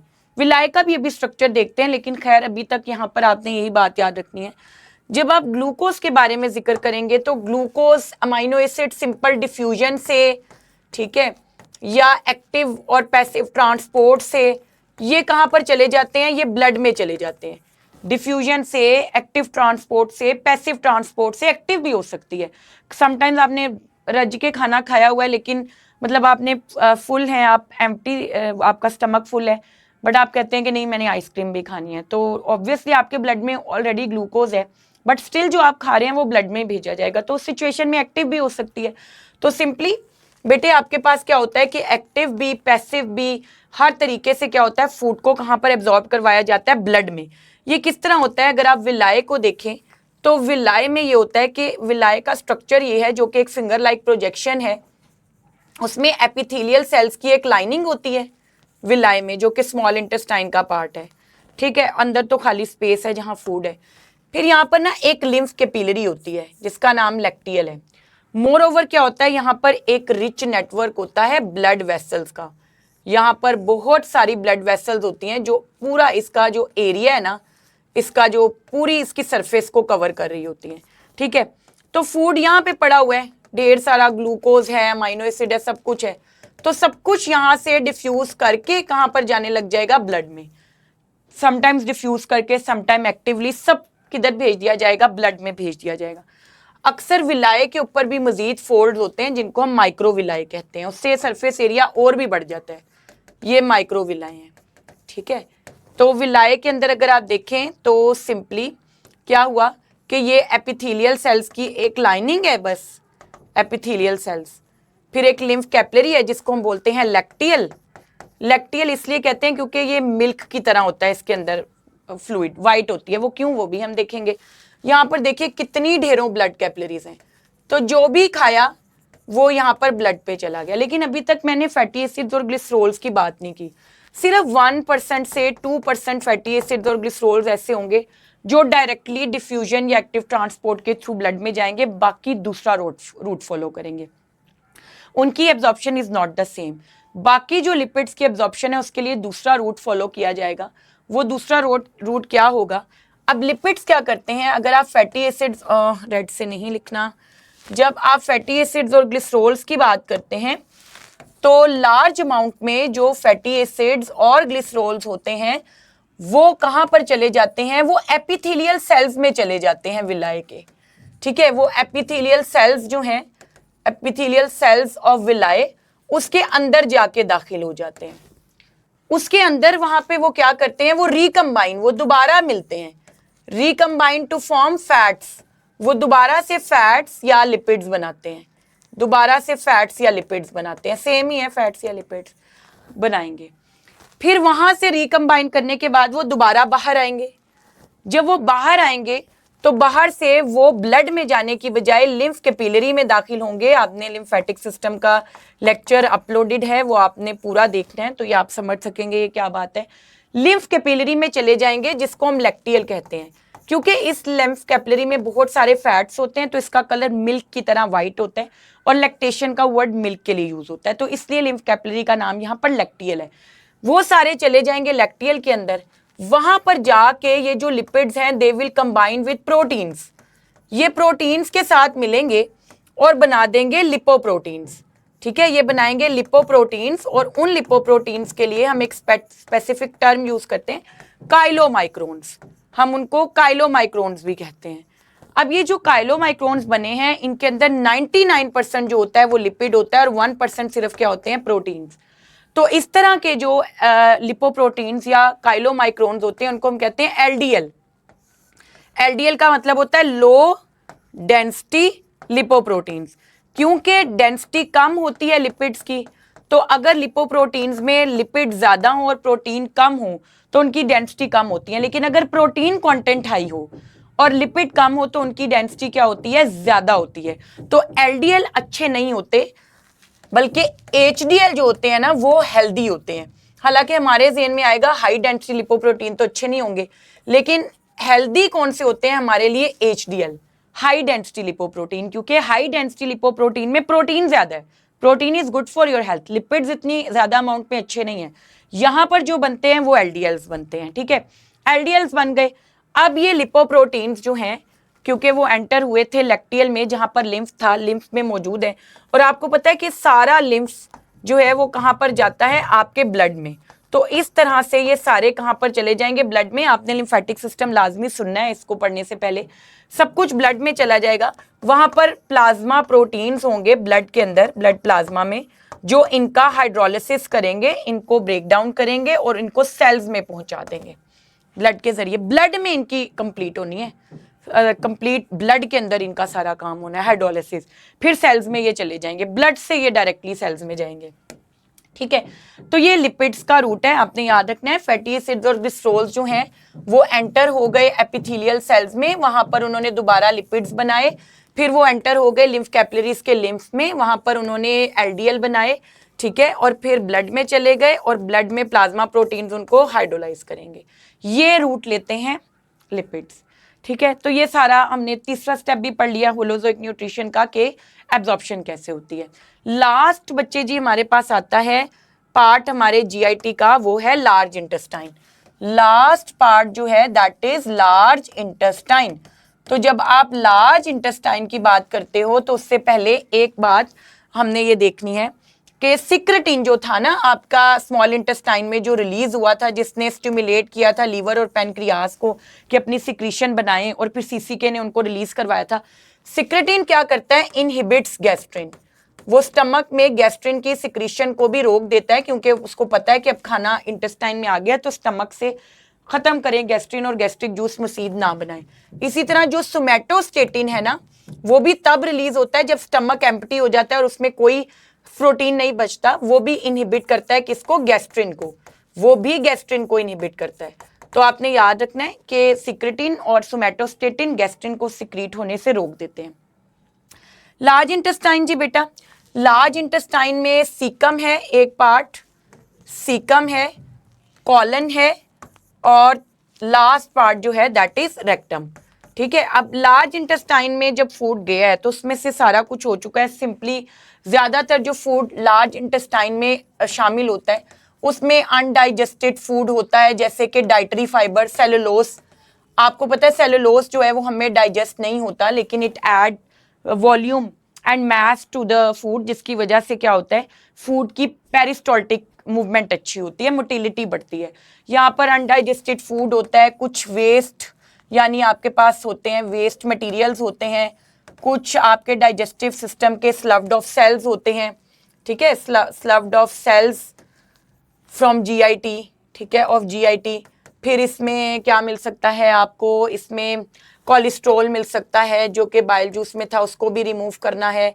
पिगमेंट्स हैं, पिगमेंट्स जो हैं वो मौजूद होंगे, ये सारी चीज़ें इसके अंदर मौजूद होंगी। बैक्टीरिया होंगे कुछ, ये सारी चीज़ें जब फूड पहुंचेगा लार्ज इंटेस्टाइन में तो उसमें यही सब कुछ होगा। हाँ, कुछ वाटर भी होगा साथ, कुछ सॉल्ट्स भी होंगे साथ। ठीक है, वाटर भी होगा, कुछ सॉल्ट्स भी होंगे। अभी आ गया है सीकम। सीकम जो है एक ब्लाइंड सैक है। ठीक है, फूड इसके अंदर एंटर होगा, इलियम से फूड एंटर होगा सीकम के अंदर। यहाँ पर एक स्विंक्टर होगा जिसको हम बोलेंगे इलियोसिकल स्विंक्टर। इलियोसिकल स्विंक्टर को हम इलियोकोलिक स्विंक्टर भी कह सकते हैं, क्योंकि इसके बिल्कुल नेक्स्ट कॉलन है और ये तो बिल्कुल ब्लाइंड सैक है, तो नॉर्मली इलियोसिकल स्विंक्टर को ही हम इलियोकोलिक स्विंक्टर का नाम भी देते हैं, क्योंकि इसी से आगे फूड कहाँ पे जाना है, कॉलन में। सीकम है, सीकम जो है वो पोर्शन बाय पोर्शन जो है वो फूड की एंट्री को यकीनी बनाता है। यानी ये आपकी समझें कि है आपकी लार्ज इंटेस्टाइन, ये आ गई लार्ज इंटेस्टाइन। ठीक है, ये आ गई, यहाँ पे ब्लाइंड सैक होता है ना, यहाँ पर सारी इलियम होती है। तो ये देखिए कि सिंपली ये है सीकम, ये है सीकम, ये सीकम है ब्लाइंड सैक। यहाँ पर इलियोकोलिक स्विंक्टर या फिर इलियोसिकल स्विंक्टर है। यहाँ पर ना इसकी राइट साइड पर एक फिंगर लाइक प्रोजेक्शन होती है। इसकी राइट साइड पर अगर आप देखें सीकम की राइट साइड पर एक क्या होती है, फिंगर लाइक प्रोजेक्शन होती है, और उस फिंगर लाइक प्रोजेक्शन को हम क्या बोलते हैं, अपेंडिक्स। ठीक है, वो क्या कहलाती है, दैट इज एक्चुअली नोन है, ये पूरा ही चला जाता है ये,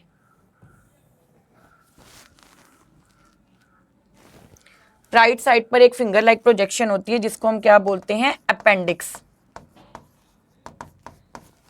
ठीक है। समटाइम्स क्या होता है, अगर इसके अंदर फूड ट्रैप हो जाए, कोई इन्फेक्शन हो जाए तो इट इन्फ्लेम्स। ठीक है, इसकी इन्फ्लेमेशन हो जाती है फूड ट्रैपिंग की वजह से या इन्फेक्शन की वजह से, हैवी वेट लिफ्टिंग की वजह से, और इस कंडीशन को हम बोलते हैं एपेंडिसाइटिस। और उसमें रिकमेंडेड ये होता है कि इसको सर्जिकली रिमूव किया जाए। सर्जिकली इसको रिमूव कर दिया जाता है और इसके सर्जिकल रिमूवल को हम कहते हैं एपेंडेक्टोमी। तकरीबन 10 सेंटीमीटर लॉन्ग ही होती है और ये वेस्टिजियल है, इसका हमारे अंदर कोई प्रॉपर रोल भी नहीं है। कॉलन आता है तो बेटा कॉलन के होते हैं टोटल पार्ट्स कितने, कॉलन के पार्ट्स होते हैं 4।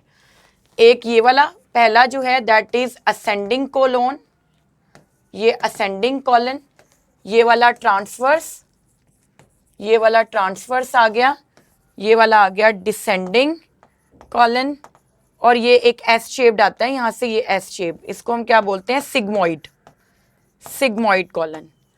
और उसके बाद जो है वो रेक्टम आएगा, एक सैक होगा, इसके बाद यहाँ पर एक सैक होगा जिसको हम बोलेंगे रेक्टम।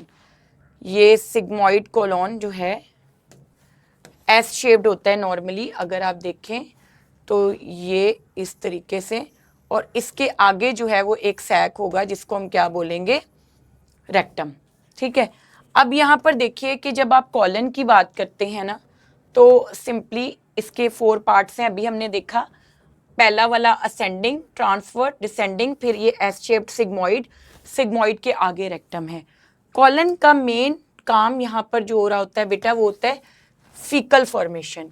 यहाँ पर वाटर और जो सॉल्ट्स रह गए थे उनकी क्या की जाती है, रीएब्जॉर्प्शन, उनको रीएब्जॉर्ब किया जाता है। जो चीज़ें एब्जॉर्ब नहीं हो पाई, इंपॉर्टेंट, रीएब्जॉर्प्शन के बाद जो अनडाइजेस्टेड फूड है उसको एक सॉलिड वेस्ट में कन्वर्ट किया जाता है, एक सॉलिड मटेरियल में कन्वर्ट किया जाता है जिसको हम क्या बोलते हैं, फीसिस, फीसिस में कन्वर्ट किया जाता है। यहाँ पर कुछ बैक्टीरिया रहते हैं जो कि बिलीरुबिन को यूरोबिलिन में कन्वर्ट करके फीसिस को ब्राउन कलर देते हैं, सॉलिड मटेरियल में ये कन्वर्ट कर देते हैं। अब होता ये है कि सिंपली जो कॉलन है यहाँ पर और भी बैक्टीरिया रीएब्जॉर्प्शन करवाती है, फीसिस की फॉर्मेशन करवाती है। यहाँ पर कुछ बैक्टीरिया, यहाँ पर ह्यूमन फ्लोरा रहता है, यहाँ पर ह्यूमन फ्लोरा का मतलब है यहाँ पर बैक्टीरिया रहते हैं और वो बैक्टीरिया रिलीज करते हैं mainly vitamin K. Vitamin K plays important role in blood clotting. ये प्रोथ्रोम्बिन को थ्रोम्बिन में एक्टिवेट करता है जो कि ब्लड क्लोटिंग के लिए बहुत ज़रूरी है। तो यहाँ पर फाइनली रीएब्जॉर्प्शन हो गई, जो पानी और सॉल्ट बच गया था उसकी जो सॉलिड है वो वेस्ट सॉलिड हो चुका है, फीसिस में कन्वर्ट हो चुका है। ह्यूमन रिकॉर्डिंग ऑन भी है या नहीं, शुक्र है। ह्यूमन फ्लोरा है जो विटामिन के प्रोड्यूस कर रहा है और ब्लड क्लोटिंग में रोल प्ले कर रहे हैं। फिर फाइनली जो फूड बिल्कुल बच गया है, जो अब बिल्कुल एक्सक्रीशन के लिए, वो रेक्टम में आके स्टोर हो जाएगा। यहाँ पर टेम्परेरी स्टोरेज होता है फीसिस का, टेम्परेरी स्टोरेज ऑफ फीसिस। यहाँ पर टेम्परेरीली जो फीसिस हैं वो स्टोर हो जाएंगी। ठीक है। और जब ये भर जाएंगी तो एक डिफिकेशन रिफ्लेक्स आर्क के थ्रू उनको एक्सक्रीट किया जाएगा। अब लास्ट स्टेप जो होता है बेटा वो हमारे पास होता है डिफिकेशन रिफ्लेक्स। डिफिकेशन रिफ्लेक्स होती है जिसके थ्रू इसको एम्प्टी किया जाता है, किसको, डिफिकेशन रिफ्लेक्स आर्क के जरिए। यानी जब ये रेक्टम भर जाता है तो नर्व्स के जरिए मैसेज पहुंचाया जाता है और फिर इसको एम्प्टी किया जाता है। अगर आप अडल्ट्स के बारे में बात करें तो ये कॉन्शियसली कंट्रोल्ड होती है, ये जो रिफ्लेक्स आर्क होती है वो कॉन्शियसली कंट्रोल्ड होती है। लेकिन अगर इन्फेंट्स की बात की जाए तो इन्फेंट्स के अंदर ये इनवॉलेंट्री होती है, इसको कॉन्शियसली कंट्रोल नहीं किया जा सकता। एनस की अगर आप बात करें जो कि डिफिकेशन में इन्वॉल्व है, एनस में 2 टाइप्स के मसल्स होते हैं। एक होते हैं आउटर स्ट्रिप्ड मसल्स, एनस में आउटर स्ट्रिप्ड मसल्स होते हैं यानी स्केलेटल मसल्स जो कॉन्शियस कंट्रोल में है, और इनर स्मूथ मसल्स होते हैं। जो स्मूथ मसल्स होते हैं आपको पता है वो नहीं कॉन्शियस कंट्रोल में, तो यहाँ पर ये ड्यूल स्फिंक्टर है, यहाँ पर ये दोनों मसल्स होते हैं। अडल्ट्स के अंदर तो डिफिकेशन रिफ्लेक्स आर को कॉन्शियसली कंट्रोल किया जा सकता है कि यू कैन कंट्रोल इट कि व्हेन यू हैव टू एम्पटेट, लेकिन इन्फेंट्स में नहीं। ये एक्चुअली ना शो करता है या रिफ्लेक्ट करता है आपके मस्कुलर और नर्वस सिस्टम की डेवलपमेंट को भी। इन्फेंट्स के अंदर जो कंट्रोल होता है ना वो स्पाइनल नर्व्स कर रहे होते हैं, और जो मस्कुलर डेवलपमेंट होती है वो वीक होती है, मसल्स वीक होते हैं, ठीक है, बच्चों में। लेकिन अडल्ट्स के अंदर अगर आप देखें तो क्रेनियल कंट्रोल होता है डिफिकेशन रिफ्लेक्स का, और मसल स्ट्रॉन्ग हो गए होते हैं और आप होल्ड कर सकते हैं, आप कंट्रोल कर सकते हैं डिफिकेशन रिफ्लेक्स आर को। तो ये फाइनली हमारे पास कंप्लीट टॉपिक हमने हर तरीके से किया। 3 फूड की स्टेजेस होती हैं, एमसीक्यू आता है।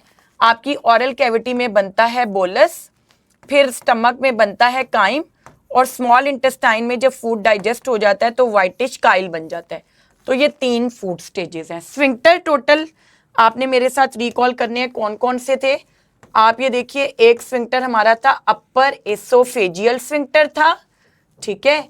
एक लोअर एसोफेजियल स्फिंक्टर था जिसको आप कार्डियक स्फिंक्टर भी बोलते हैं। और फिर क्या था, पाइलोरिक स्फिंक्टर था, ठीक है। पाइलोरिक स्फिंक्टर के बाद क्या था, इलियोकोलिक या इलियोसिकल स्फिंक्टर। और फिर ये एक था इनर स्मूथ मसल्स वाला स्फिंक्टर और आउटर स्ट्रिप्ड वाला एनस में। तो ये एमसीक्यू आता है। तो टोटल आपके पूरे जीआईटी में 6 स्फिंक्टर हैं। स्फिंक्टर ऑफ ओडी अलग है, वो जीआईटी में नहीं है डायरेक्टली। तो 6 स्फिंक्टर्स हो गए, ये फूड की 3 स्टेजेस हो गई, ठीक है। इस तरह की बातें हैं जो आपने एमसीक्यूज में याद रखनी होती हैं। ये आपने याद रखना है। हार्मोनल कंट्रोल भी हमने देखे, हमने हार्मोन्स भी देखे सारे के कौन कौन से थे। तो हर तरह से हम पूरी होलोजोइक न्यूट्रिशन कर चुके हैं जिसमें हमने कुछ भी नहीं छोड़ा, ठीक है। हमने उसको हर लिहाज से कवर किया है, कोई भी ऐसा पॉइंट नहीं है जो हमारा रह गया हो। तो आप रिकॉल भी कर सकते हैं हर चीज़ को। यहाँ पे हमने स्टार्ट किया था वो ओरल कैविटी से, और ओरल कैविटी वाला चला गया है। तो हमने ओरल कैविटी से स्टार्ट किया और फिर हम उसको करते गए, और हमने एक एक चीज़ जो है वो डिस्कस की।